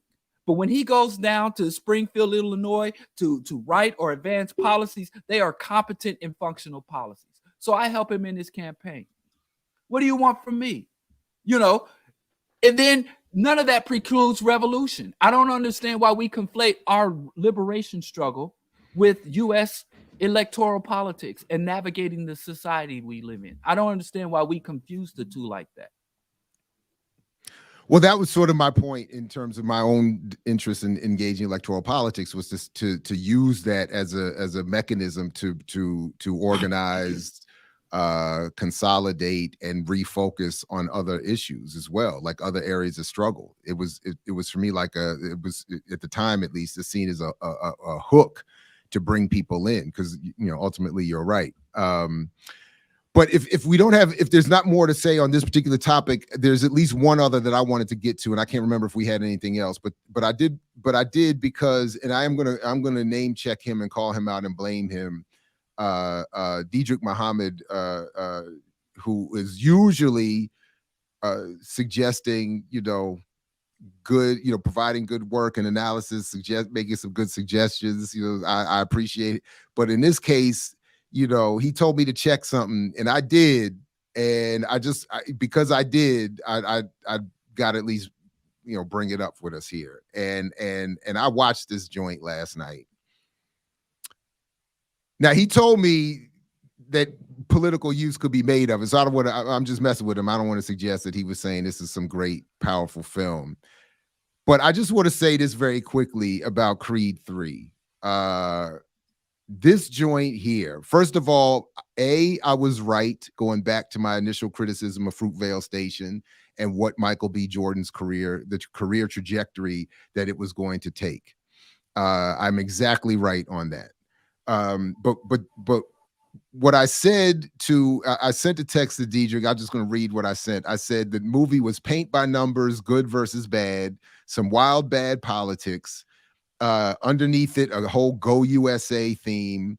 It was literally the red, white, and blue versus the red, black, and green at the end of the movie. Even in the locker room, the post-fight that these two have in the locker room is literally Michael B. Jordan in an all-white outfit. Of course, his name being Adonis Creed, the son of Apollo Creed.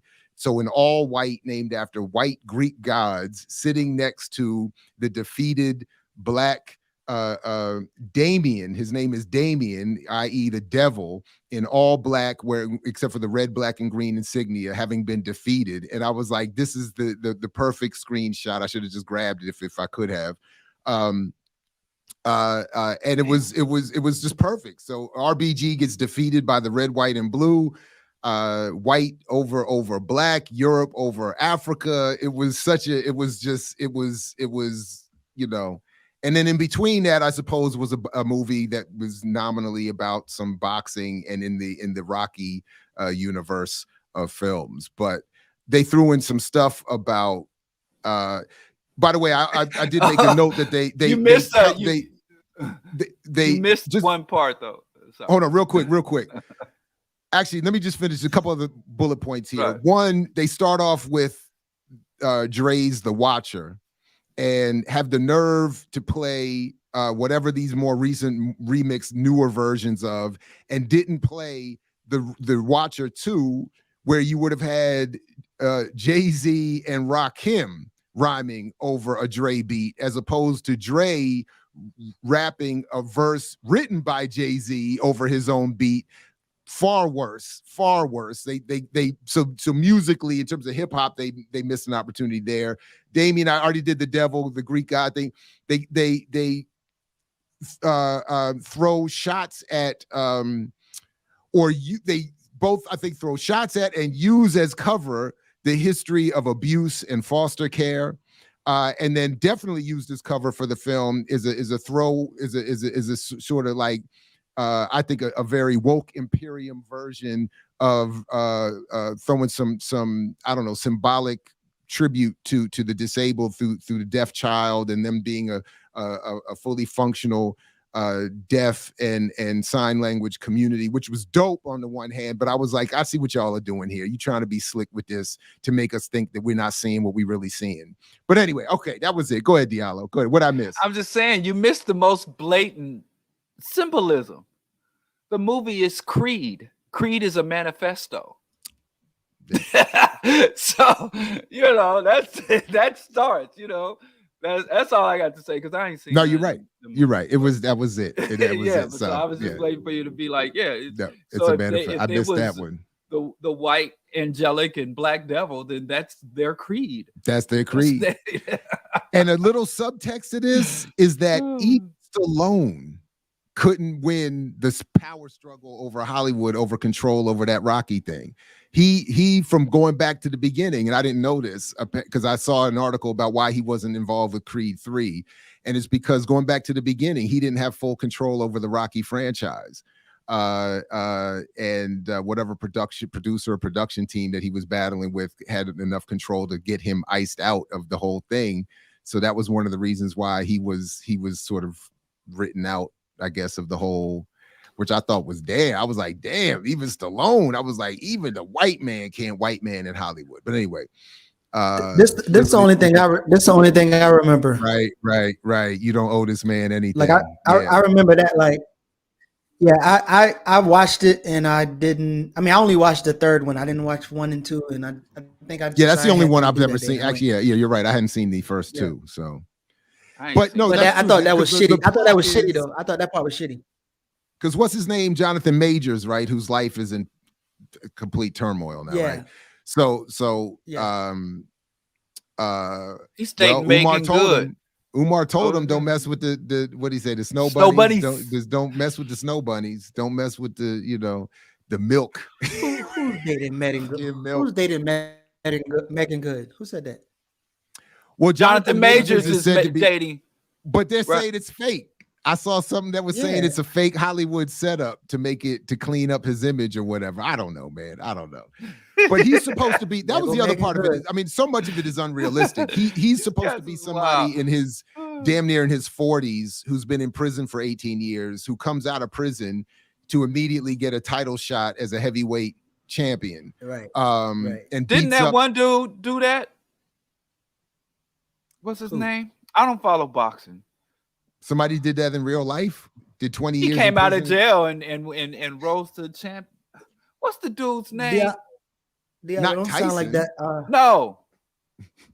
I honestly no, don't he's know. not in Tyson's weight class. I can't remember his name. Diallo almost sound like the dude at that funeral who said, "I don't know nothing about the Bible," and he proceeded to say Eve was white and she came from. Bernard Hopkins. Oh, I was about to explode. He was already Bernard a fighter Hopkins, though. B. Hopkins. Yes.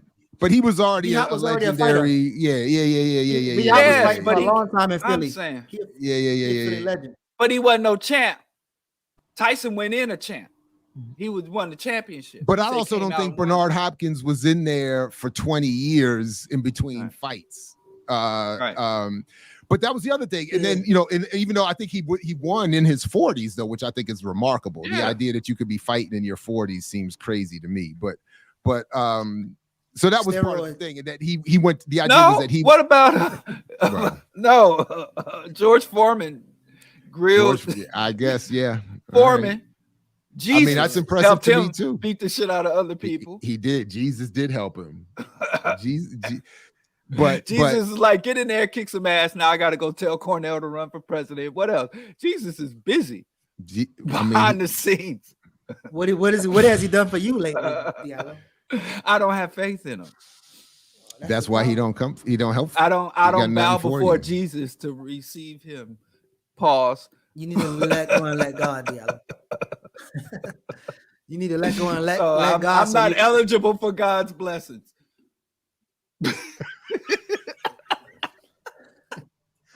The funniest, I wish I could have. I swear to God, I wish I could have taped this. I was back when I was swimming early in the morning. I was leaving the gym at like 5 in the morning, or going to the gym at like 5, and I heard this early morning ESPN radio ad, and you could clearly tell the brother was live reading the ad, and he's reading the ad, and it was for Johnson sausages or something like that. He said, "All we do is sausage," and then you could hear the thought, and he said, and he had to say it, and he said, "Pause." Right. Wait, we shouldn't be. It's Pride Month. I know it's disrespectful. So I know it's Pride Month. Can we pause with the pause? Well, you Pride brought Month? it up, but that joint that I got it from you. That's was from hanging so around you. funny. I never ever I was that like, impulse. oh my God, he couldn't. He's on a national air radio ad at 5 in the morning. He was like, I'm not just saying this line. You heard Dame Dash came out as the originator of pause. Oh, really? He said he started it. It came from his beautiful All right, well, I'll mind. definitely stop it. I was destroyed by Boondocks and Riley. I have to admit that. Riley destroyed me and sent me back decades in my development. So that I can't. When he's begging Grandpa, please, Grandpa, say it. I mean, so anyway, he said, "I'm gonna pause your ass." Yeah, we pause. Let's pause this.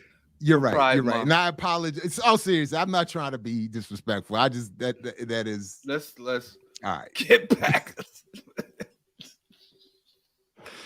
I mean, we already gynocentric, so I don't know. I have to question Diallo gynocentrism because he don't like R&B. No, I don't. He don't even know. You don't rapping know about R&B or bullshit. jazz and stuff. I don't know. I sent you that. I don't know what you do to get that stuff ready. If you ain't got R&B, I don't know how you getting ready. You're getting the thing ready. So I don't know what's going on with you. Getting people ready to iced tea. Well, he did have, yeah. You ain't heard LGBNAF. What?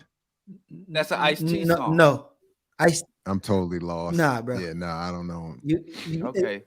I don't want to know nothing about your foreplay tactics. To Ice T. Me, I used to really. Hey, what like, about the shirt? Well, I man? still The shirt do. I like getting up at 4 o'clock. I'm sorry. Yeah, I like to get up at 4 o'clock, and then out here. See, you got to understand the politics of the heated pool system in the Columbia, Maryland pool system. There's only one pool in the Columbia, Maryland pool system that is heated, and it's the newer one they built out in this new elite white enclave in River Hill.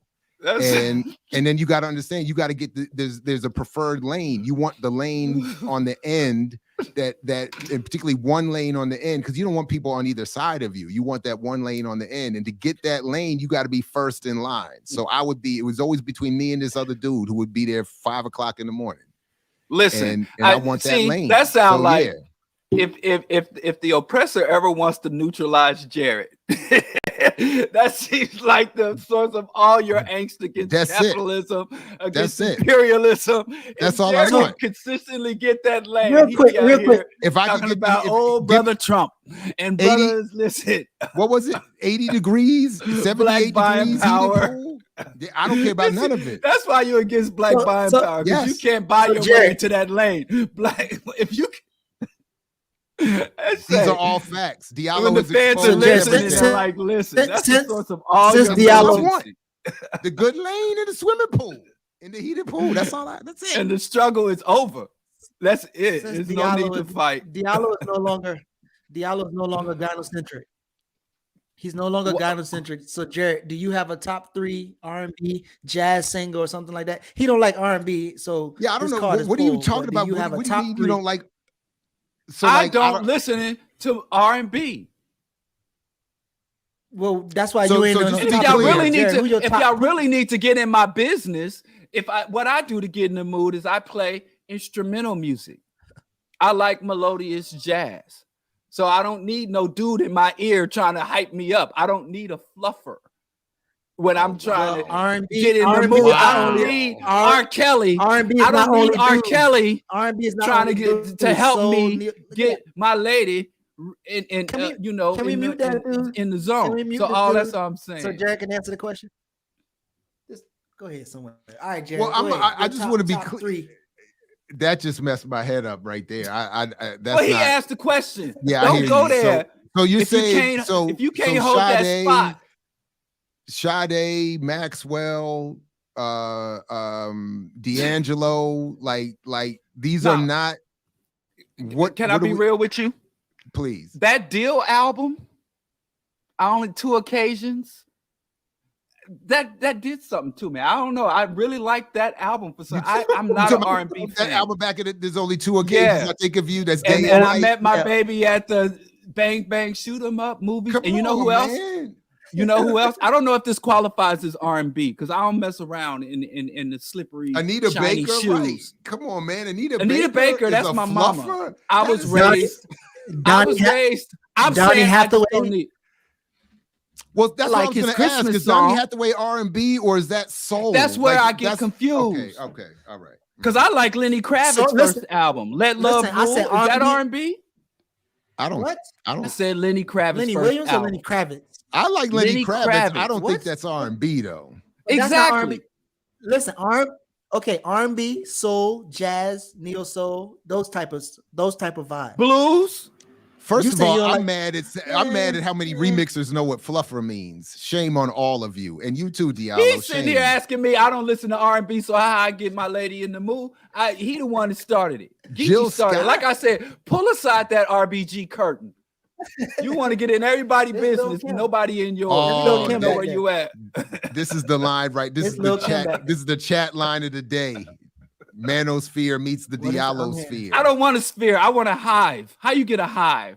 That's where the money resides. Well, Dudes with Beyonce- spheres I was ain't going to got say nothing. a beehive, but then you'd have to say pause. Oh, not for the rest of the month. We got 2 more weeks.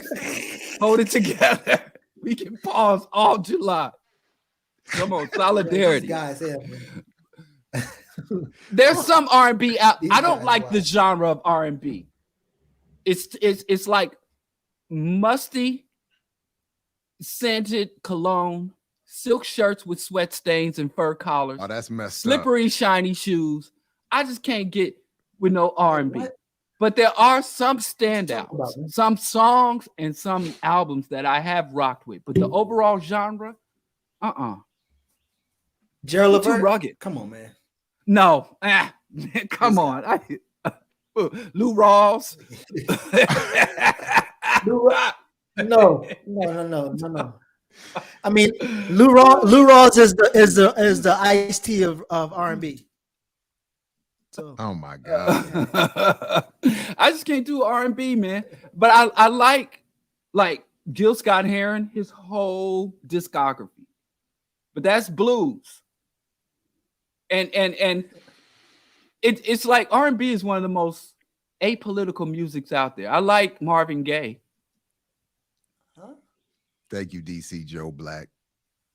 I Five like for the Marvin hive. Gaye. See, that's what I tell you. You're talking about spheres. You got to figure out. I don't know how to do it yet, but you got to get a hive around yourself.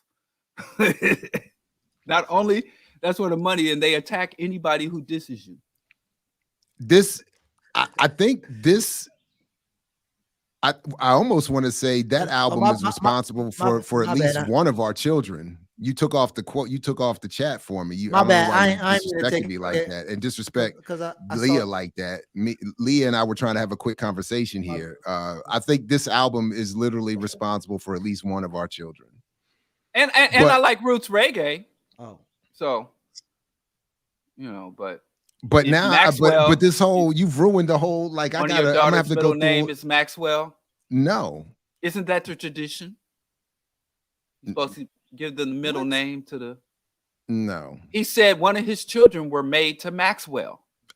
Maybe I don't know. I got to think about this. I got to get the timing straight. But it might be at Little least Miss loosely Maxwell inspired. Ball. Yeah, loosely inspired by. Now you give me some Gregory Isaacs.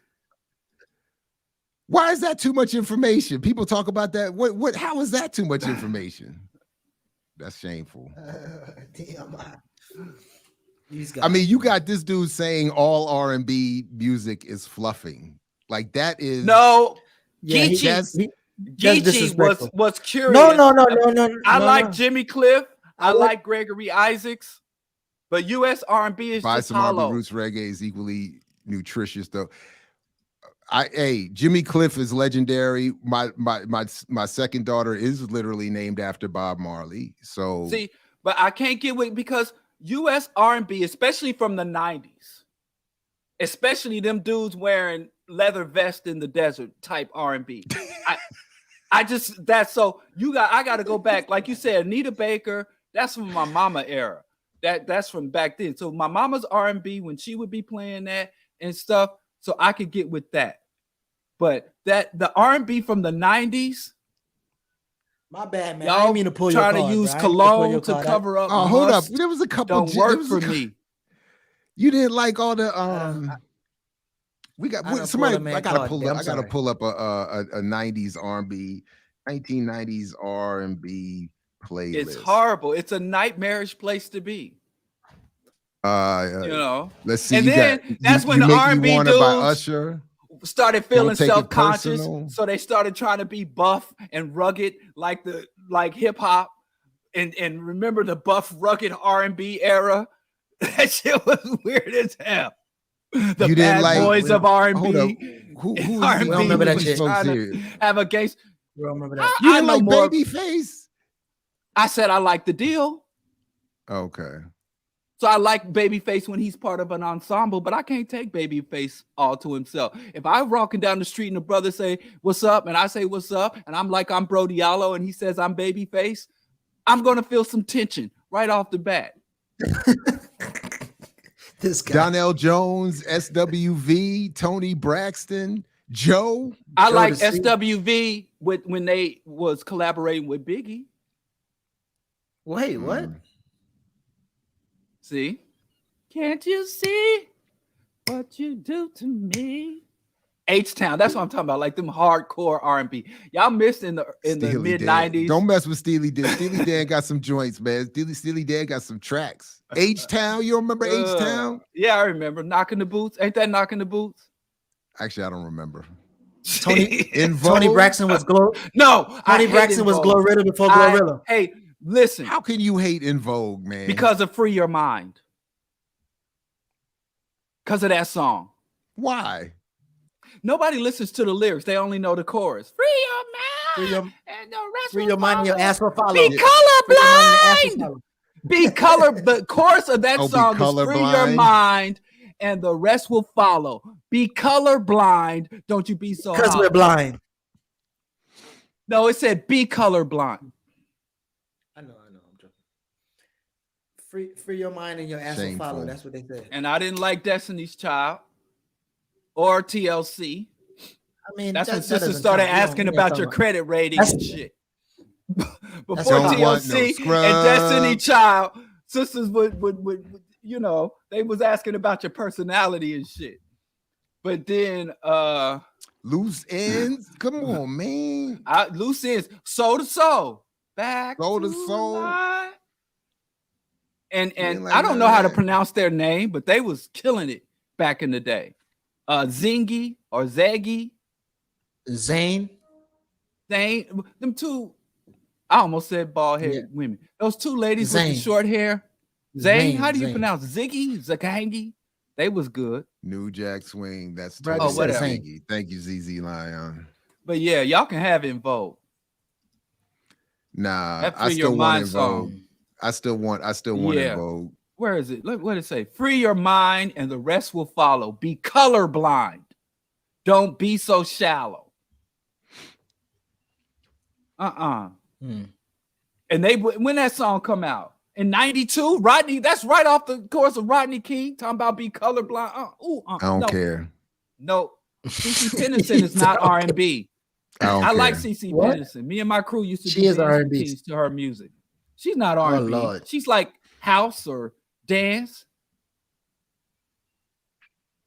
Listen, I like hip hop, I like Afrobeat, and I like reggae. I can't like everything. If I like everything, it'd be no room for all the things I hate. I'm not Cornel West. I don't like everybody and everything. But yeah, R&B, man, especially but I guess you from a different area. You talking about Usher. The 90s was a weird place. First place my wife and I went to, we went to a Gil Scott-Heron concert. So that's the first how you knew it was concert we real. ever went to. Yeah. And he was late as hell. Y'all talk about Lauryn Hill. Gil Scott show up late and come in through the front door. He never used to stage entrance. He'd be walking in the crowd. You'd be sitting there and it'd be like an hour and a half. And you hear some dude in the background. You look over your shoulder and Gil Scott-Heron's at the bar trying to hustle drinks. Oh, here goes some. Here you go. That was a wild dude. There you go. Yes. Yeah. But okay, let's hear your type 5 R&B albums. They didn't sing in English. They didn't sing in American. Nobody in Les Nubians. Look at you. You're so hood. Showing that you ain't been nowhere. It's Les Nubians. Hey, it's Les Nubians. Les Nubians. He said Les Nubians. Les Nubians. That's Bilal. I like Bilal too. Okay, let's hear your top 5, Geechee. I don't have no top 5 because I'm a real fan. Sing. You don't have a top. Who's your top 5 R&B acts? I don't have a top 5. I love R&B. I got too many. There's no top 5 for me. There's a lot. That says a lot. I'm Layla Halfway in the building. Anita Baker, old school. I even like James Ingram, even though he switched between gospel and R&B. I can go all day with R&B people. I used to listen to R&B before I get ready for football games. That's why I was so nice.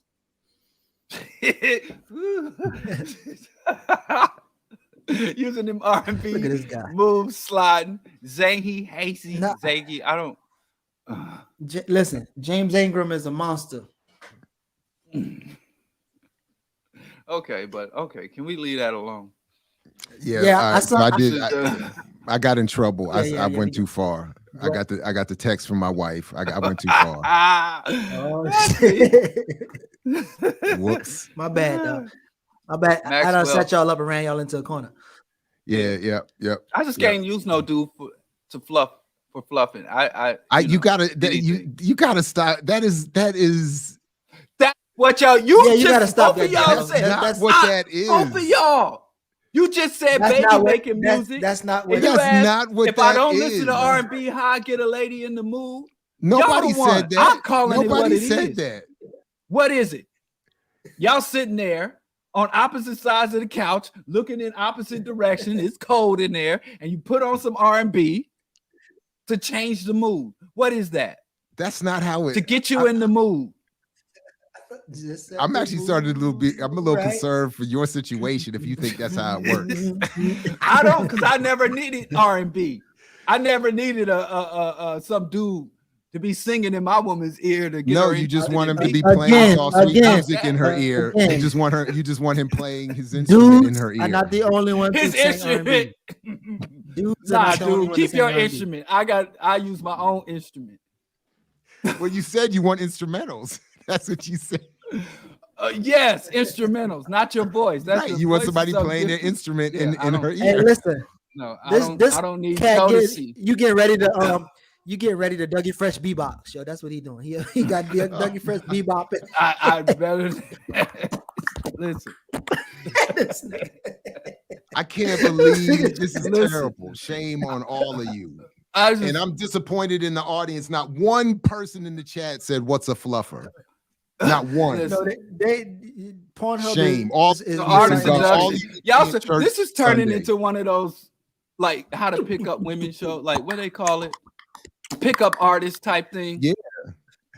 We need to pivot. We need to get that Geechee's one bringing down the energy. He's putting us in the lower chakras. time to get that. You in the lower chakras. Let's leave the sacral and the root chakra and let's come up to back to the throat chakra. I'm just saying, and brothers, if you don't want no dudes singing in your woman ears while y'all being intimate, try some acid jazz. It's quite romantic, actually. Quite soothing and romantic music. What And kind of having some love dude, Jones poetry did you do? Teddy Pendergrass. Oh no, I did. Put on that Dougie Fresh. Put on that Dougie Fresh and Slick Rick and get right, man. I'm just saying, yeah, if you're trying to liven up, I'm just saying. I just don't want no gradually voiced dude screaming in my woman while I'm, but that's y'all. Everybody, whatever gets you one in the person mood. in the chat was with me and had to Google what Diallo was talking about. I don't even know what y'all talking about. I just put the real. I just keep it real. Y'all want to use other words for stuff. I use the proper terminology. Semantics matters. Semantics matter. My wife ain't text me. Let me check. My wife ain't the one texting me. You the one in here acting a fool. My phone is silent. But I am. As soon as you open that door, you get stole off on though. I'm on punishment. Yep. I'm gonna have to. And you're gonna have to have a conversation with your daughter too. Good thing I watched Creed first, because I'm gonna have to come out like this, come out the room like. Right. Your daughter gonna be like, "Yeah, why's my middle name Maxine?" Hey, Jared ain't gonna be allowed to come to Atlanta again. I You ain't gonna be allowed to come to Atlanta again. Well, So dang, we're gonna have a meet without Jared Diallo. Oh yeah, he's coming. I thought you was coming to Atlanta. I am. I'll be there, but only at the end. I'm missing the. I'll be there. I think Sunday to Monday. I think I'm gonna be there like a diva. Oh, I'm gonna be gone. I'm leaving Saturday. I'll be there Tuesday. How you leaving? Oh, because so. you're not going for the conference. You just there. I'm going to the conference. I didn't pay my money. You said you was going to extend your flight. I thought you was going to stay. I did. I'm leaving Sunday. You Actually, did, I'm leaving Sunday. Sorry. Leah tried to help me. All right. Well, so I mean, So I'll be in Atlanta Tuesday. I've been going online saying but the conference don't start till Friday. So why what do you want from me? Other stuff he's doing, huh? He going what to else is there in Atlanta if not the going to a fluffer conference. Vegan. Oh my God. All right. What else we got? Anything Vegan else food. you want to Listen, isn't Atlanta Wakanda? Yeah. Black liberation struggle, Wakanda. Let's see. Yeah. So yeah. Anyway, real quick, shout out to Diallo and whoever you got working in terms of the crew on this logo stuff. I just wanted to shout you out real quick because I think it's dope.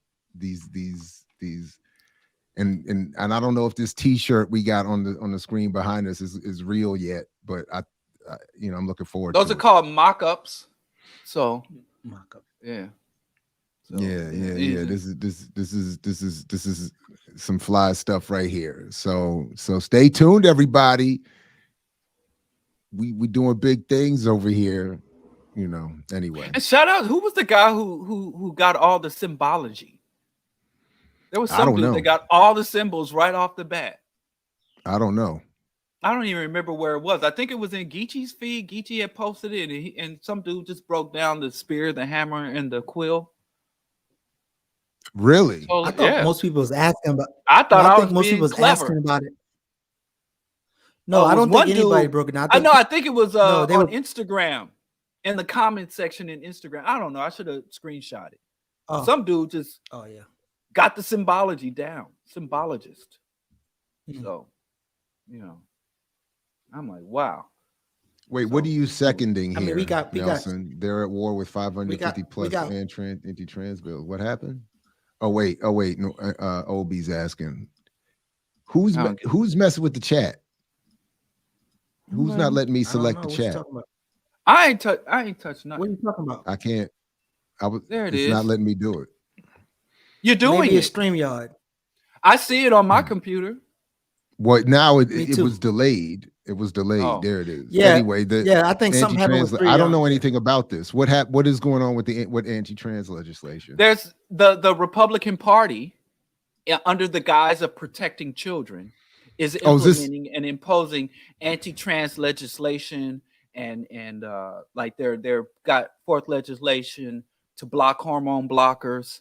They promoting the myth about children having their genitals cut off and children, young trans boys having their breasts cut off. So which Boosie is against. But here's the thing. They don't give a damn about trans kids or anything. What's scary is how many black people are falling for this okie doke. In terms of every time white people, the white right wing wants to attack someone, they say the exact same thing. They want to protect women. They want to protect children. They want to protect traditional values. And they're saying now that trans people are a threat to the children. Trans people are a threat to women. When the Negro and integration, what did they say? The Negro, black men and their savage lust, we got to protect, and we'll desegregate the schools, and they want to bust the schools. When the Chinese immigrants came here, white right, the white fascists, the white nationalists, always use protecting women, children, and traditional values to build up their genocide machines. Everybody's a threat. They even said migrants. What do they say the migrants are going to do? You know, so they're running that. But now that black people are off the chopping block for now, and remember, the same people that were proposing legislation to outlaw and ban critical race theory just 6 months ago are now saying they want to outlaw trans people and trans treatment for the exact same reasons, for the exact same justifications. And it's just like, it's scary to me. So many black people are falling for this con game where they're just using, because they said the same. They used to say back in the 70s, lesbians were a threat to women and lesbians are predatory. Everybody they don't like wants their women. You know, like Dr. Umar, everybody that white people want to attack, the first thing they say is they're a threat to white women. And who's the number one threat to white women? Conservative, right-wing, white nationalist men are the number one threat. And they're the ones who use protecting white women or white children to attack everybody else when they're the primary threats to them. But anyway. I heard nothing game. I disagree this with. Trans hysteria is a con game where dudes like, it's not a con game. The transgender people are coming after us. You know, it is a con game. And if you don't see that this is a right-wing conservative con game, it's literally dudes who the word transgender never crossed their lips in 2019. And now it's the forefront threat and the existential. So is threat easy to our saying it's children. not a con game because the trans folks are actually coming for us? Or is easy saying it's not a con game because there's an actual concern over trans people? This is what it's all about right here. The Republican Party has no viable platform. They have no popular policies. Right. Mm-hmm. So they were around. They focus group this shit. They were like, well, let's talk about the immigrants. The same people that told us that immigrant caravans were bringing terrorists. The same people who were just 3 years ago creating anti-Sharia laws. It's the same shit. And now they say, oh, here come the transgender. And they found that was an issue that resonated. So they try to build a whole platform. And it's the same thing with woke agenda. Oh, the woke. And now woke means transgender. So it is the oldest hustle in the book. And now we got black people, like I said, now that black people were the first thing they put on the chopping block, where they were talking about the predators, the gangs, super predators. That was the reactionary position. And that didn't resonate. So they just go and find a new group that can be targeted. And then they use anti-trans legislation to put forth more deregulation of industries, more tax cuts for the elites, more increase in police and military budgets, and black people out here thinking they voting to stop children's genitals to get cut off when they're really voting for literally fascist entrenchment. It's a scam and it is a hustle. So the transgender people are no threat to the fabric of society, and the people who are saying that, guess who they really want to come after? You know, and then we gonna have Negroes sitting around. When they came for the trans, I said nothing because I wasn't transgender. When they came for the immigrants, when I said nothing because I wasn't an immigrant, I had a Social Security card. But when they came for me, there was no one left to speak out. It's the same hustle, but let these black people go off, black people. If you let white racists convince you that your biggest threat is transgender people, the people, your protector is your greatest threat. No, I largely agree. I mean, what was that comment? The impact on trans people are real, though. Yeah, right. But it's not just. It doesn't stop at trans people, because if you tell the average person, oh, you're harming trans people, they're going to be like, so what? It's not just an impact on trans people. If you live in a reactionary, ultra conservative state, the same people that are denying trans are the ones that are banning critical race theory. Mm-hmm. The same people that are enacting the anti-trans laws are the exact same ones cutting the social safety net, who want to defund Social Security. They're the same people who want to further entrench and empower the police. They're the same ones writing the Stand Your Ground legislation. So yes, it does harm trans people, but they look at trans people, black people, immigrants, all these populations that the fascists target. And so you're going to lock hands with them and to stop the trans takeover of the transgender and turning our boys into their sons. You're locking hands with your own demise. So yeah, they inflate the power, the presence, and the threat that trans people and create this myth that trans and the same people, they're a threat to women's sports. they're coming in bathrooms. So anyway, all that to say is it's kind of sad that these old. But what's his name's kid did lose? Marcellus Wiley, didn't he say that his kid was in some sports league and some trans kid showed up in the girls' league and dominated, and his kid lost the championship? What's really funny about his daughter. I don't remember. I don't know what I'm talking about. I thought I heard him say on some clip. I don't know what I'm saying, but I thought I heard. My point is, I know that there's that argument. I see so many. My people. kid lost because a trans kid showed up on the field and and therefore all trans. There's so many people out here sharing right-wing myths and propaganda and lies about transgender people. It's just transgender people allows the fascists to get a foothold in the legislative branch. And black folks think, like I said, if you were really worried about the children, drag queen story hour, the drag queen story hour, and they completely ignore the institutions that have centuries old track records of indoctrinating and exploiting children, mainly the church. I was going to say, if you're worried about children being the way children are treated, then you definitely got to stay away from the Bible. Right. The Bible you got kids doing bad out in that joint. Boy. Right.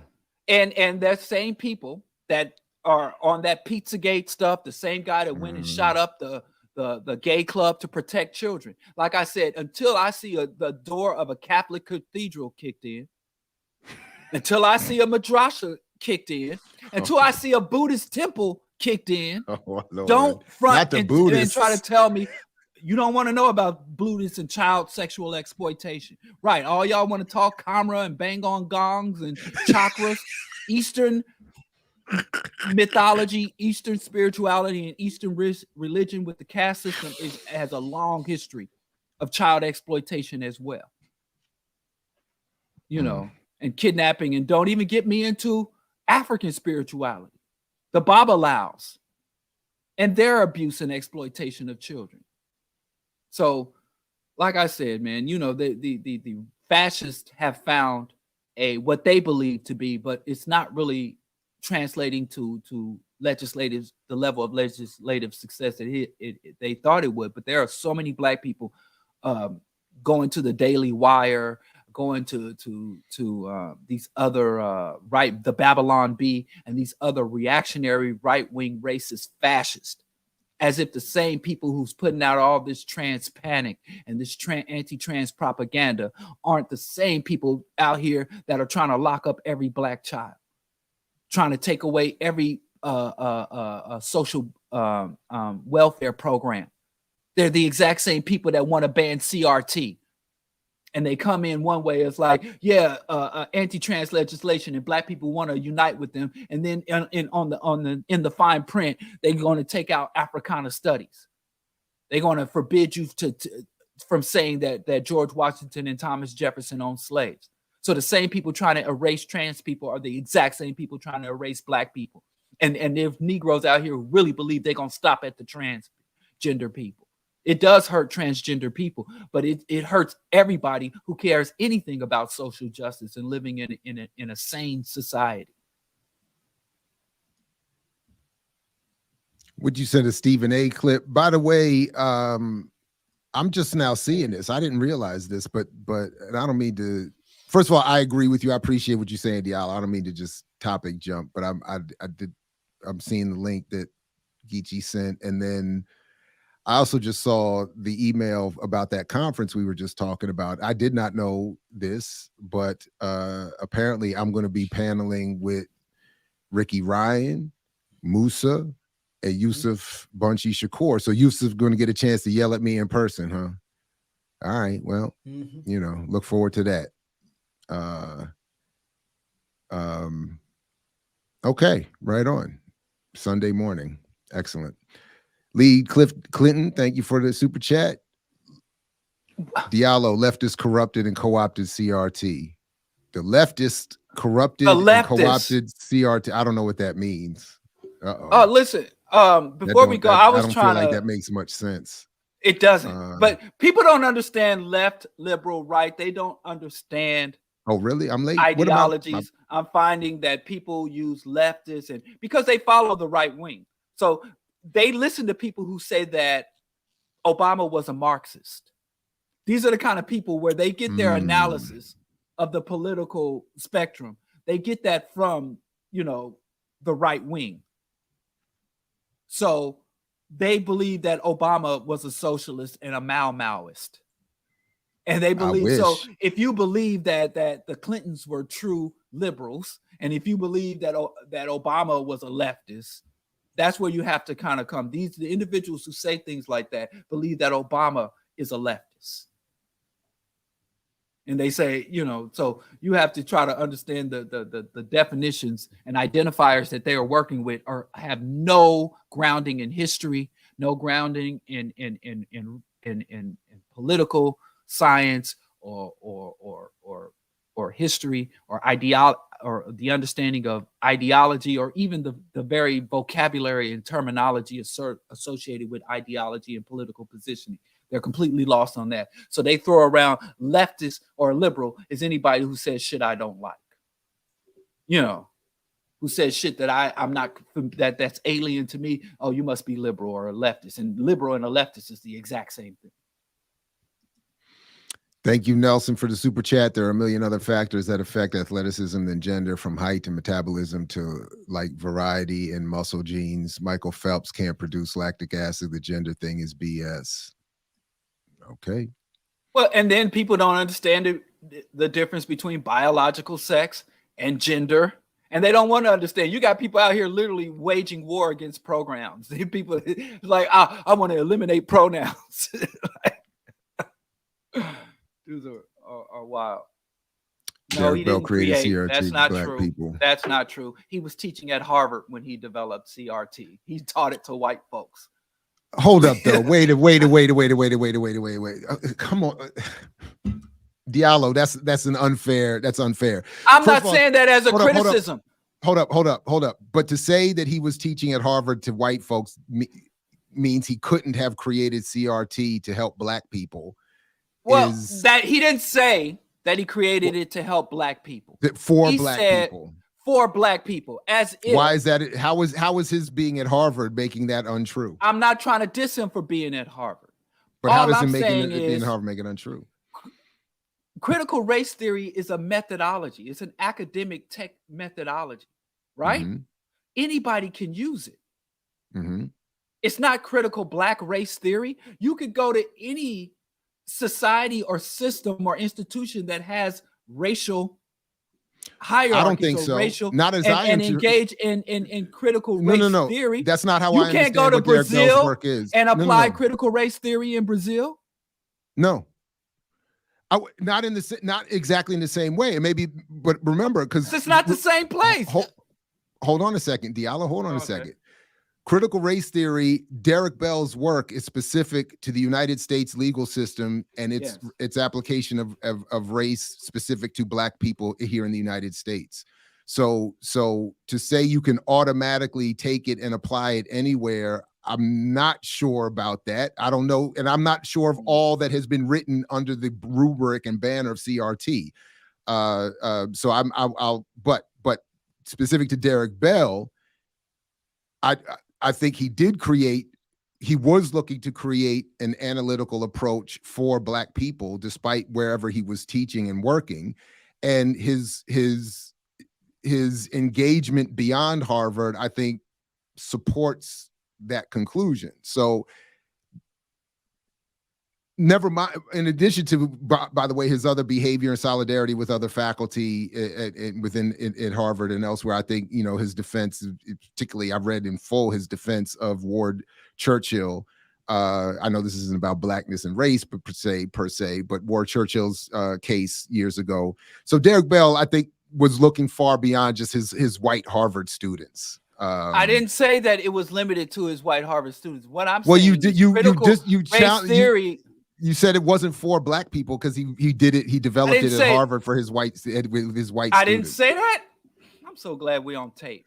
I am too. So what did you at Harvard? And he was teaching using critical race theories in his class, and everybody was in his class. He didn't just teach it to Obama.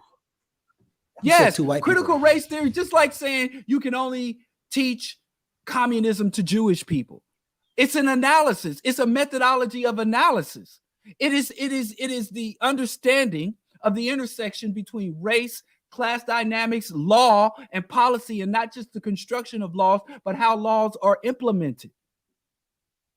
So from my understanding with critical race theory, not a law student, but it can be applied anywhere. Critical race theory can apply to anywhere where there is this racial hierarchy and a history of racial discrimination. But you could say, but then you could say anyone could read. That's like saying anyone could read Bobby Wright or Amos Wilson and look to apply it wherever they are, and then to say, but then it's happening. But hold on, but let me finish, Diallo. But you wouldn't say that Amos Wilson and Bobby Wright were not writing for black people. You wouldn't say that because other people are using it, or that they may have at one point or another talked to somebody non-black. Maybe I'm misunderstanding when you say it's for black people. Wait, maybe I'm misunderstanding. You know what? What does it mean when you say something is for black people? What is I just had an epiphany. When we print our shirts on the back, it should say, "Let me finish Diallo." I think "Let me finish Diallo" should be a quote, and we should put it on the back of the shirt. Okay. I think you said it like 15 times. Jared, go ahead. What does it mean when you say it's for blacks? First of all, I didn't say it. So well, when you initial agree with the comment, statement and you Mhm. repeat the statement that it's for that it's black. for black people, that it's a methodology meant to help interpret people, an analytic approach or a framework meant to help whoever's working in law understand why it is negatively impacting black people, or Okay. and ultimately with the idea that it will help black people, if not literally in some material sense, in terms of some figurative or interpretive understanding for what is happening with the legal system. So I admit a defensiveness as at least a nominal academic at this point, that you can't judge someone's intent or who they're targeting with their work based on where they're happening to be employed. I don't think that's fair. So I don't think it's fair. So, and I also don't think it's fair to suggest that because he taught white students or engaged other non-black people, that his work wasn't designed for black people to help black people. That's what I think. I've read Derek Bell's works, his fiction and nonfiction, and I would conclude that he was more of a universalist in terms of he thought everybody needed to get their shit together. It wasn't just exclusively for black people. And understanding critical race theory is not just, I think he wrote that with the intent of improving the judicial system. He wanted to educate anyone going into law that would be practicing law. So I thought if I would go on a limb to say, if Derek Bell were to say, who is it important for that they understand critical race theory? I would even argue that he said white folks need to learn it more than black folks because black people live it. We ain't got to talk it because we live it.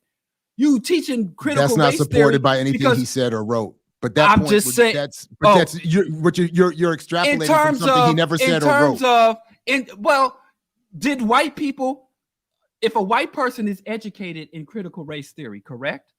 If a white person is educated in critical race theory and they go and apply it as they become a lawyer, defense, prosecutor, judge, or a legislator, they would apply, could they not apply critical race theory? So I admit it is for justice, for securing justice and reducing the harm that the judicial system does on black people, but it is meant to be learned and taught to everybody. With the goal of helping black people. Okay. I mean, his work is so clear on that. I would think that he would say the goal is to help America and help the people. I don't think so at all. And in fact, I don't know. I have to reread Derek Bell because he doesn't seem that radical that he was that. In fact, radical. He said he both wrote this and said, certainly in our interview years ago, he said that like his problem was he didn't think that this place was salvageable. So it wasn't his goal wasn't to save America. His goal, as I remember and understood his work, was to understand why the legal system ended up operating the way it did. And he was not optimistic in it being correctable. So it wasn't, the one line I always remember that I always quote all the time from him, written in a book that was supposed to be about, it was called Strangers and Neighbors. It was supposed to be about the relationships and the similarities and differences between black people and Jews. And part of the argument that he was making in his included essay was that the two groups are experiencing the United States wildly differently. And that this idea of comparing them is flawed from the beginning, which is why I always appreciated that essay. And in it, he said, he had that line where he said something, I've quoted in so many different things, but he said something to the effect that the public policy in the United States is akin to having an impact of rounding up hundreds of black people on a weekly basis, taking them to a secluded place and shooting them. The point being, there is a specific interaction black people are having with this country and its country's institutions that need to be at least understood, if not fully addressed. Because I don't think he was optimistic. But to suggest that he was not writing with the specific concern of the black experience in mind, didn't say. Of course, if you're writing about race, and for black people, as the original comment said, he's doing it for black people. Okay. Y'all just brought some white Becky's in the chat talking all this crazy stuff. I'll cede that he wrote critical race theory for Black people, but was it taught to predominantly white people? Probably. Because I mean, overall, the ongoing argument is that critical race theory, that the racists are out here saying they're teaching critical race theory in elementary school. That's not true, right? It's impossible. Where it's literally exactly it's literally impossible to do. It's not even taught across, because I went all the way, and when I got up to my master's degree, I went to a predominantly Black school. I was not taught critical race theory. From my understanding, the formal education in critical race theory is pretty much limited to law school, right? Yeah, it's specific to law school. Yes. Right. So it's not even it's for a certain academic arena and a certain professional arena that critical race theory is cultivated, developed, disseminated, and applied. And from my point of view, I was thinking, even though it would benefit, of course, anything that challenges or reduces or hollows out racism, anything that does that, they slap him for all the stuff he talks. Slap him because he talk all that shit. But hey, if you want to say, because in my reading of Derek Bell, and I might have to revisit that, it's been quite some time, is that he was more of a traditional civil rights and justice position, as opposed to an exclusively Black or even Black radical tradition. Shirley, please be more specific, because what you said here is factually incorrect, and you've just done this to me. And I'm not even joking. I don't appreciate that. So please be specific. What words I put in his mouth, and then use as a straw argument against him, because it's exactly the opposite if you pay attention over time. So, Jared, are you saying word? Oh, definitely, Diallo. But lead, please don't. Thanks for the super chat. To my knowledge, so far as far as I've been concerned this morning, I haven't been confused about anything. So I'm not the one who was confused about your use of leftist and CRT. What I disagreed with was the general notion that, like, what do you mean by, the critique was, or the question was, what do you mean by, not confusion, but what do you mean by leftists? Because an actual leftist, as opposed to a liberal, would have, I think, a positive interaction. So I don't know what you mean by that. That was, I guess, in that sense, I am confused in the sense I don't know what you downtown mean, as opposed to leftist inclusion in CRT. But yeah, sorry, Geechee, I think I cut you off. No, I was just asking if are you saying that Derek Bell was closer to like a Afro-pessimism or Afro-pessimist? I don't know if that's fair to say, but I think there is some overlap there. And I also agree with Diallo in the sense that Derek Bell was not, I think, some what we would call an overt revolutionary. Ichi wants to know how I got you in the mood without ever using R&B music. How you got me in the what? Yeah, he was asking about that. Right? Like, I know she don't even believe you. Wait, I'm sorry. I'm not on mute. No, I thought one of y'all muted me. You know you unmuted yourself, and then you unmuted yourself so that you could get that line in. This guy. I had to ask myself that. He got me questioning myself. So. We know y'all the Ice-T family. It's cool. I don't sanction any of these ignorant shenanigans. Oh, ignorant shenanigans. And I'm not an Ice-T fan, just so you all know.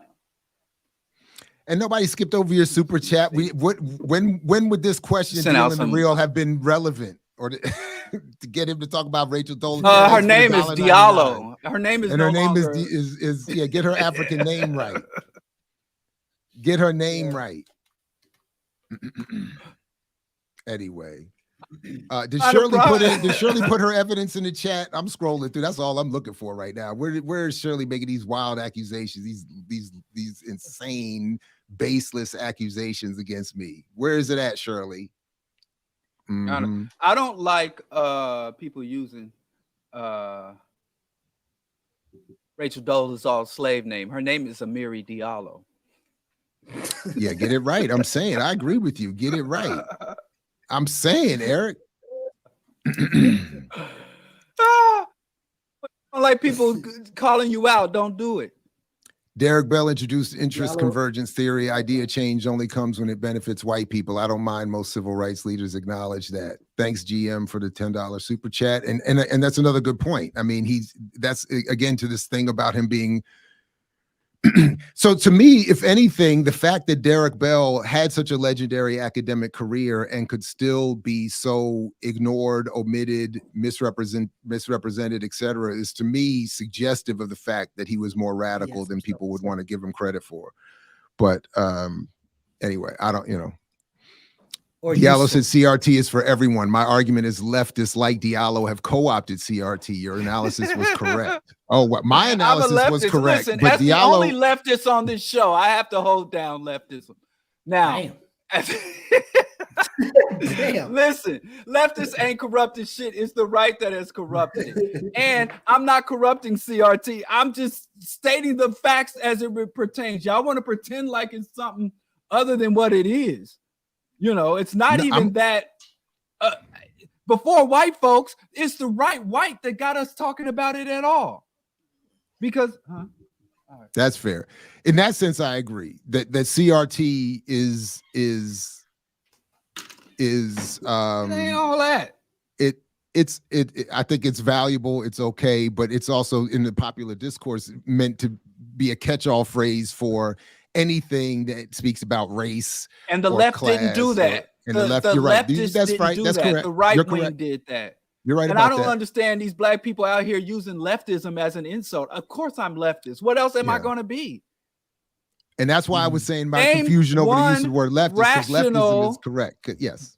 Name one rational, radical, or black person that's worthy of the community's respect or admiration that's not leftist. Or even the non-leftist black people pretend to be leftist when they want to carry some favor of the people. I had an interesting interaction with a yes, I'm leftist. I'm woke. For the low strata to understand the foundation of the U.S. Okay, thank you, Andre. You're right. That's what CRT was for. 10-point program for black people. Yes, I agree. I agree with that. Anyway, go ahead, Geechee. I was going. I'm sorry. What did Coco do? I was going to slide in her DMs. Can you send me her contact information? Was a quick swipe at the ignorant post. You took it upon yourself to question him about Bell teaching at Harvard. That's that. But you again, you did. But Shirley, be specific, because you said I put words in his mouth. I didn't put words in his mouth. The quote, the comment was Derek Bell created CRT for black people. Diallo said no, he didn't, because he teaches at Harvard. And we had a whole conversation about it. I didn't say no, he didn't, because he teaches at Harvard. But wherever you said I misspoke about what you said, I deferred to you, allowed the correction, and moved on. So this idea that I put words in you stood. The point was whatever the language was, you were rejecting the comment about Derek Bell's development of CRT because of his Harvard relationship, and we disagreed on that. That's all. I have no problem with him teaching at Harvard. I think it's an accomplishment. I wasn't trying to diss Derek Bell. I was just saying, you teaching at Harvard, you obviously ain't teaching just for black people. Now, I misunderstood. Yes, but critical race. Again, you twisted the language there again. Look at how you did that. Come on, man. Where are we going? Don't ask me to come on if we ain't going nowhere. Listen. You said you just changed the language there again. You said the original point was CRT was created for black people. You challenged that based on him being at Harvard. However, you did that. Right, because under my impression, saying that if I sit here, let me tell you something. If I sit here who interrupted who? Watch that right there. Go ahead, finish. But who interrupted who? Go ahead. Continue the interruption. Point of order. Continue the point of order. Point of information. That's my guy. I have to go ahead and get my point of information. We need to interview and then call for a point of order. Where's my gavel? You looking around like you got a gavel. I got the gavel. Point of information. I need a gavel. That's why I put the hammer in the logo. Hey, we got to get Eric on the show. We got to get him on the show. My point was, if I sit here at my little desk and I create something for black people, and then I carry it to Harvard, and the predominant people that I'm teaching and instructing That's not, are you white just people. mischaracterized it. You've already mischaracterized I guess I it. did. Okay, if I did, because then what you said, look at how you said it. You said if I created something and then carried it to or Harvard, black people. that's the opposite. But that's the opposite. If I listen, hey, if I'm wrong, hold on. He was at Harvard, created something while at Harvard for black people, and then carried it out from Harvard to black communities. Did he teach it at? Did he use it at Harvard? Did he instruct at Harvard? Yes. Did he to whom? Did he develop it? Did he But I'm develop just it saying at Harvard? you mischaracterized Listen, I'm it the way wrong. you, Listen, you had it I'm gonna backwards. send y'all. You had it backwards. You said he created DG, it and then took it to Harvard. No, he was I at didn't. Harvard Okay. and took it I out said of no. Harvard. And You're misquoting me. I said if I created something, if I create, I was talking to myself. You said an if I example. created I'm something just and then giving took the it to example Harvard, you were of using my that as an example to do what Derek Bell did. If I did something and took it to Harvard, that's what I'm saying is that mischaracterizes about exactly what Dr. Bell. happened. I'm just giving an example of my impression of what it But means. you're doing to that say to characterize for black come on, people. Diallo, you're doing it to characterize Derek Bell in a certain way. Derek Bell, and I'm saying mischaracterized exactly what happened. Derek Bell at Harvard created something and then took it from Harvard beyond Harvard's walls and provided it. And I brought agree. it to- That's great. But what part is for black? Geechee, did you save the cease and desist letter What do you that we mean? got from What do you mean for black irritated people? Genie? Because I need while at Harvard, it can't be created for black people. I need a cease and desist letter. Did you That's save ridiculous. the one? All I'm saying is I got caught up. Hey, if I'm wrong, I got caught up on saying Derek Bell made this for black people. If you were to ask me, Derek Bell created it for the legal profession. To me, it was not exclusive. Yes. Now, if we're going to argue who stands to benefit, I don't even agree with that. If you ask me who stands to benefit from the implementation or the comprehension or the proliferation of critical race theory, who has a potential to benefit, I would say the black community primarily, but because the legal system inundates every element of the society, it would benefit the society overall. Now, so if you were asked me, critical race theory was created by a black man to speak to issues that are central to black people, but the primary recipients of the instruction and the understanding of it have been white law students. Honestly, don't even know if that's true at this point, because this is sort of what I'm getting at, because he created something while at Harvard, but his work was designed to be carried far beyond Harvard. And in fact, hold on, even in her own law school, far away from Harvard, my wife was reading his work. So my point is I was reading his work and I wasn't even in law school. Okay, so there's Derek my Bell point. was a prominent writer. He didn't write just but point. So that already discredits your own argument about him creating something that was exclusively to be used for white law students. Okay, what is that? Was exactly where did I ever even use the word exclusive? Gavel, gavel, gavel. Point of order. Or predominantly. You are out of order. Clearly, I'm not you out of are order. out of order. You are becoming performative and loud, and the louder and more performative you get, people can track the lack of substance with your argument. The louder you get, the worse your argument actually is, and the less accurate you're being. The clear, honest, the clear meaning, intent behind your point has been to diminish Derek Bell's work. Never. That's not. That's your conclusion because you got defensive because you misinterpreted what I said. Obvious. You're obviously meaning to diminish the intent and value of his work because of his Harvard. Again, putting words. Because if I thought it was trash, I would say it. If I thought it was shit, I would just say that. Because you don't want to hear the argument that you. I don't want to be lied on. Nobody's lying on you. You're not making an argument. You're making an accusation. You're not making an argument. Go for it. Go off. I'm now not making an argument because I'm just simply going back and forth so you can't interrupt me again. But my point is, it's been clear from the beginning, which is why I responded and challenged you on your response to the initial comment. Whatever the exact language, anyone can go back and review this video and see you have been clearly meaning to diminish the origin of the work, the intent of the work, the reach of the work, the value of the work by centering it in Harvard and among white law students. And that's not where I think the work has found its value. In fact, without evidence, it's likely without evidence in front of me at least, it's more likely that white law students have been denied access to Bell's work, and that more Black and world majority law students have actually been targeted with that work than white law students in their spaces. So that has been my point from the beginning. It's just but it's been clear, whatever your language that you've just, that your intent has been to sort of, well, it's only been targeted to whites. It's not for Black people because he's at Harvard and in white law. So, and I think that misses the point of the work, and it misses the point of the intent. Now, if we want to separately judge Bell's work and its intent on, I think once a more honest and accurate analysis of its origins is taken into account, that's a whole other separate and valuable discussion. Go ahead.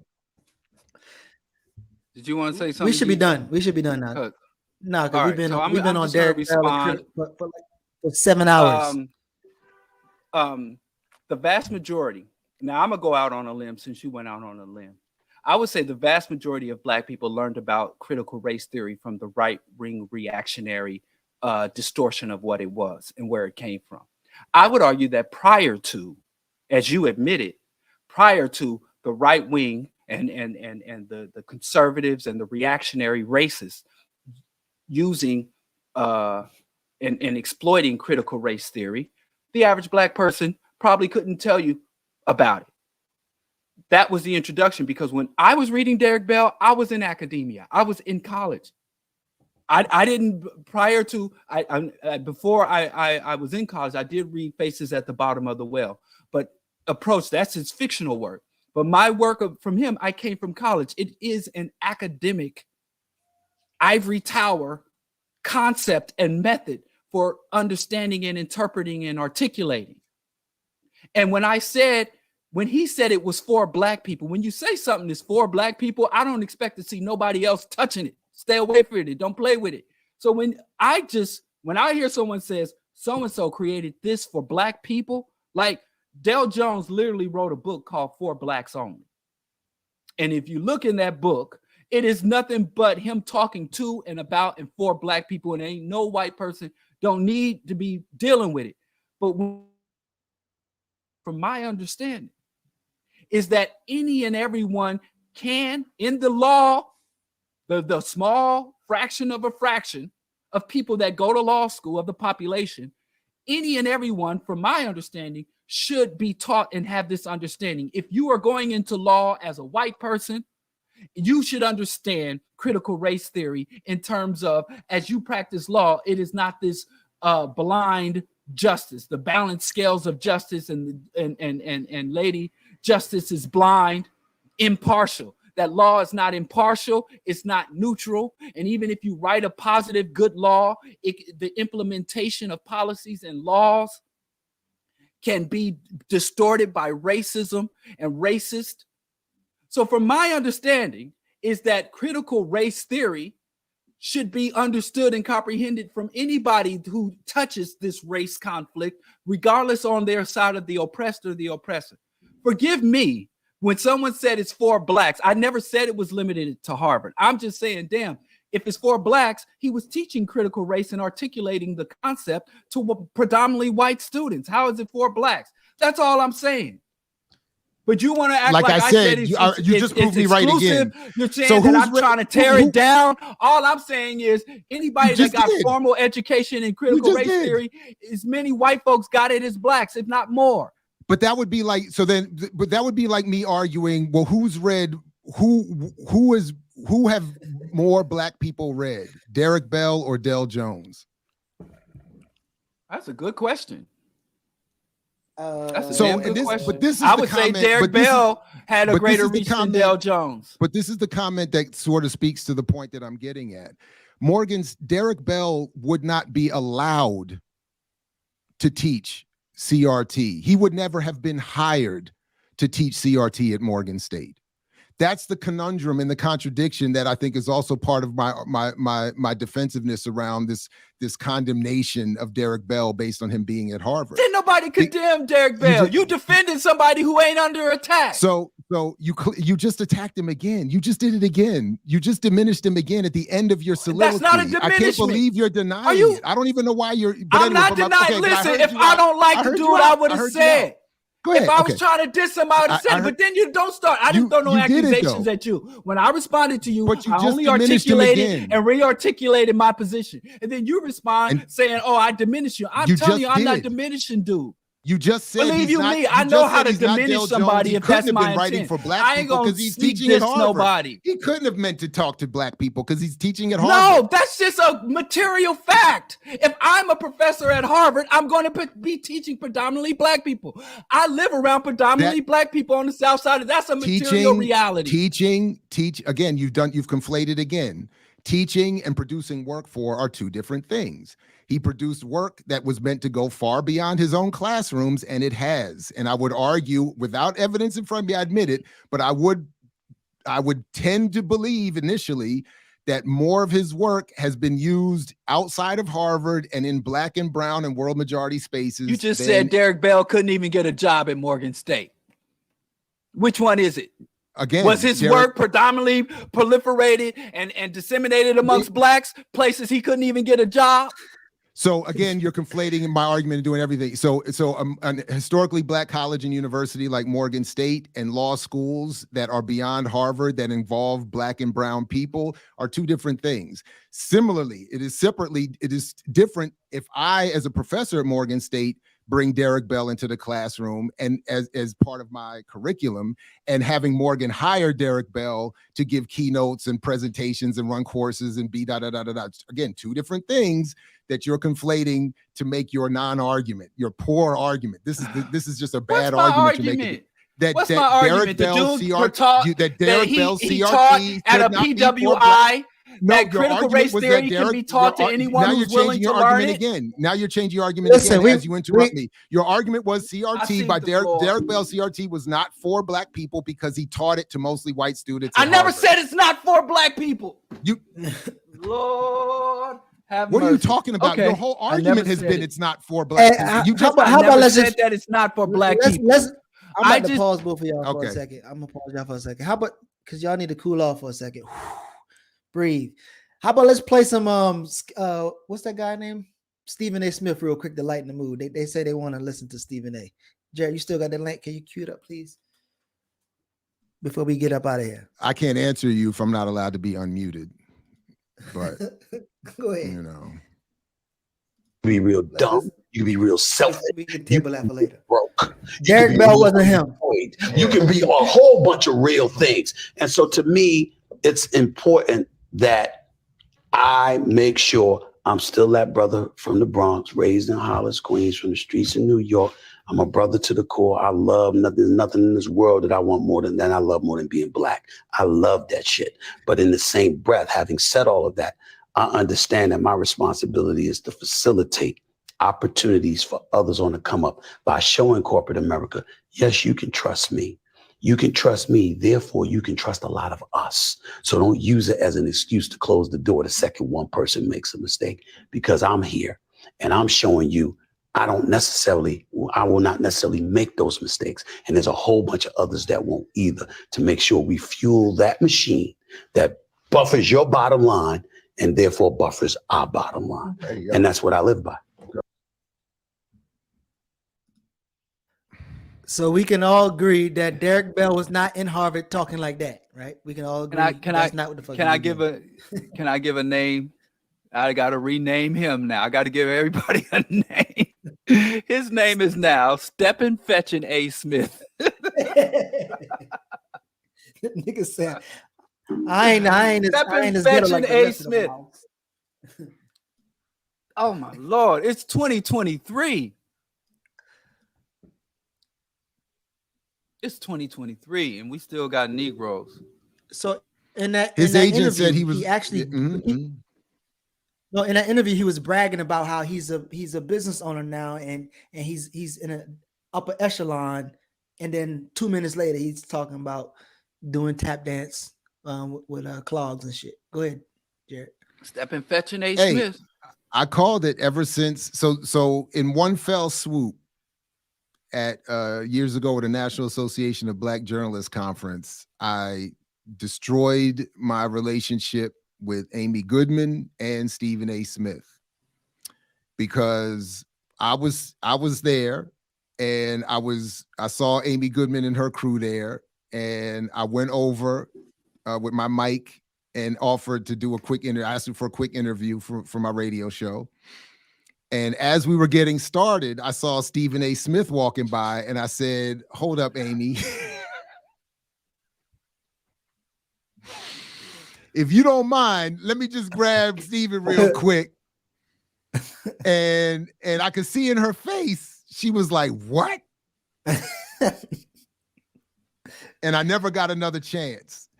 And I went over to Steve, but in my mind, I'm thinking I'm gonna see Amy again. Like I'll But see she's Amy married, again. dude, and so are you. What does that have to do with anything? Watch your mouth. You said you weren't. I will You blew see your her, chance with her. literally physically put eyes on her at another conference or Well, activist since you always event. distorting what I'm saying, I Wait, man.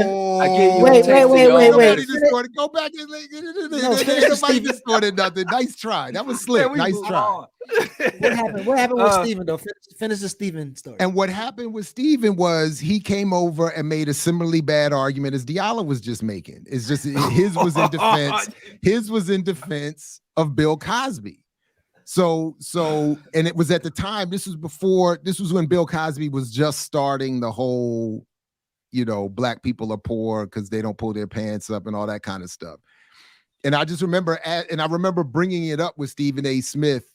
And I was, and no disrespect, Geechee, but I remember being a little surprised at the height differential, because I thought he was a ball player and all this other stuff, a basketball player in particular. So I thought he might be a little, but so but his whole thing was that Bill Cosby was right. And how dare I raise a criticism of, this legendary figure who was just trying to get black people to, as he seemed to be saying in that clip there, take advantage of our wondrous and endless and infinite opportunities. So that, and the conversation ended abruptly, and obviously never happened again. I never spoke to Amy again, either as an interviewer or interviewee. Let her go, man. No, I let it. I mean, this is, we're talking 20 years ago, 15, 20 years ago, whatever. Plenty of fish in the sea. Yeah, don't like the one that got away. I understand. We You all got keep- the one you that keep- got away. Keep going, keep going, keep going, You going. You stop. keep going. You go low, I go nasty. You do go lower, that's for sure. Pause. Pause.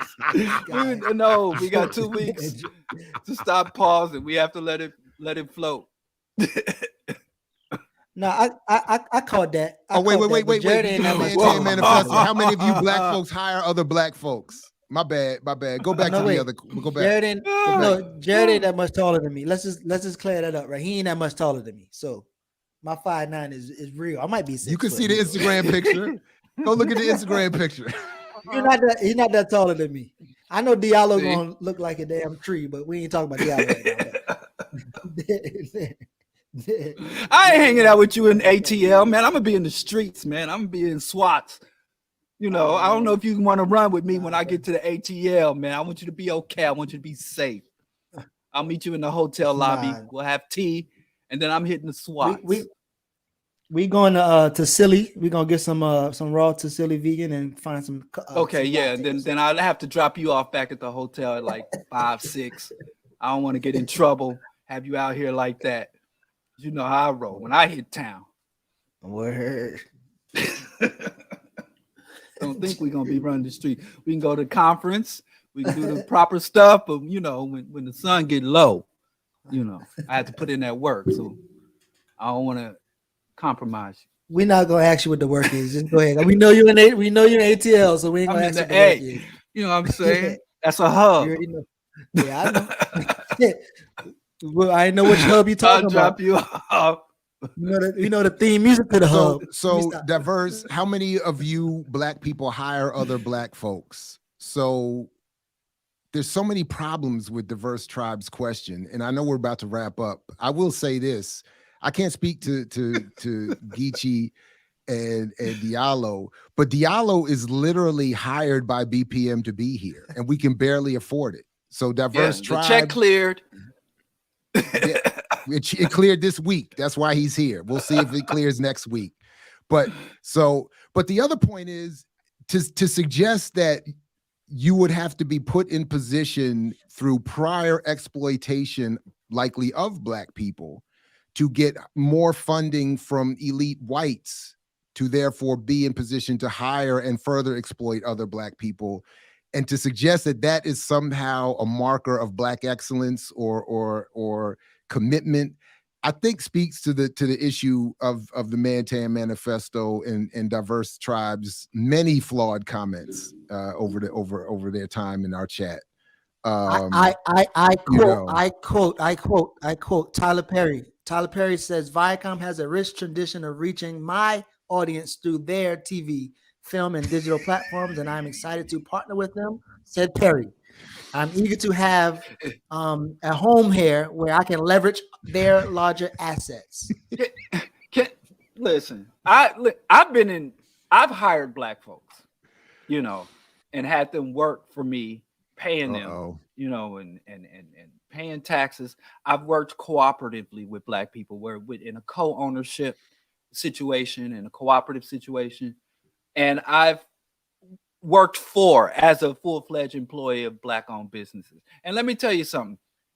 Like somebody alluded to, either you or Jared, I'm going to say Geechee said, working for Black people, it's not really much different than working for white folks. I've been in an all-Black cooperative enterprise, and I was for a decade a member of the Park Slope Food Co-op, which was predominantly white. What you should be asking is, who organizes with Black people? Who organizes? Who unites with? Who has solidarity? We get more. It ain't just who we hire. Our employees is just an employee. And do we have solidarity, ideological cohesion?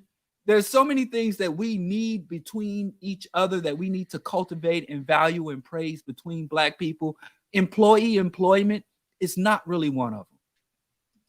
It's like when Geechee had brought me in to mediate that conflict, and none of y'all listen to what I said. And you had a brother who owned a lawn care service, and he was exploiting the hell out of his workers. They were doing dangerous work in extreme environments, and he didn't have proper insurance, proper equipment and protections, and many of the people he hired were felons and other at-risk people whom he was exploiting. So wait, what do you mean we ain't listen? And by the way, for context, it was Jared's y'all stay fault, together? by the way, for context. Did y'all stay together? Why? The dude still left? Why would he be in the You brought me in to fluff your organization Anyway. so y'all could get together and stay together. This And guy. after the mediation, y'all still J part Miles, of it? thanks for the suggestion in the super chat. I don't think we can't afford Diallo. That's the problem. I just More cut than him one a off. week is Listen. unaffordable.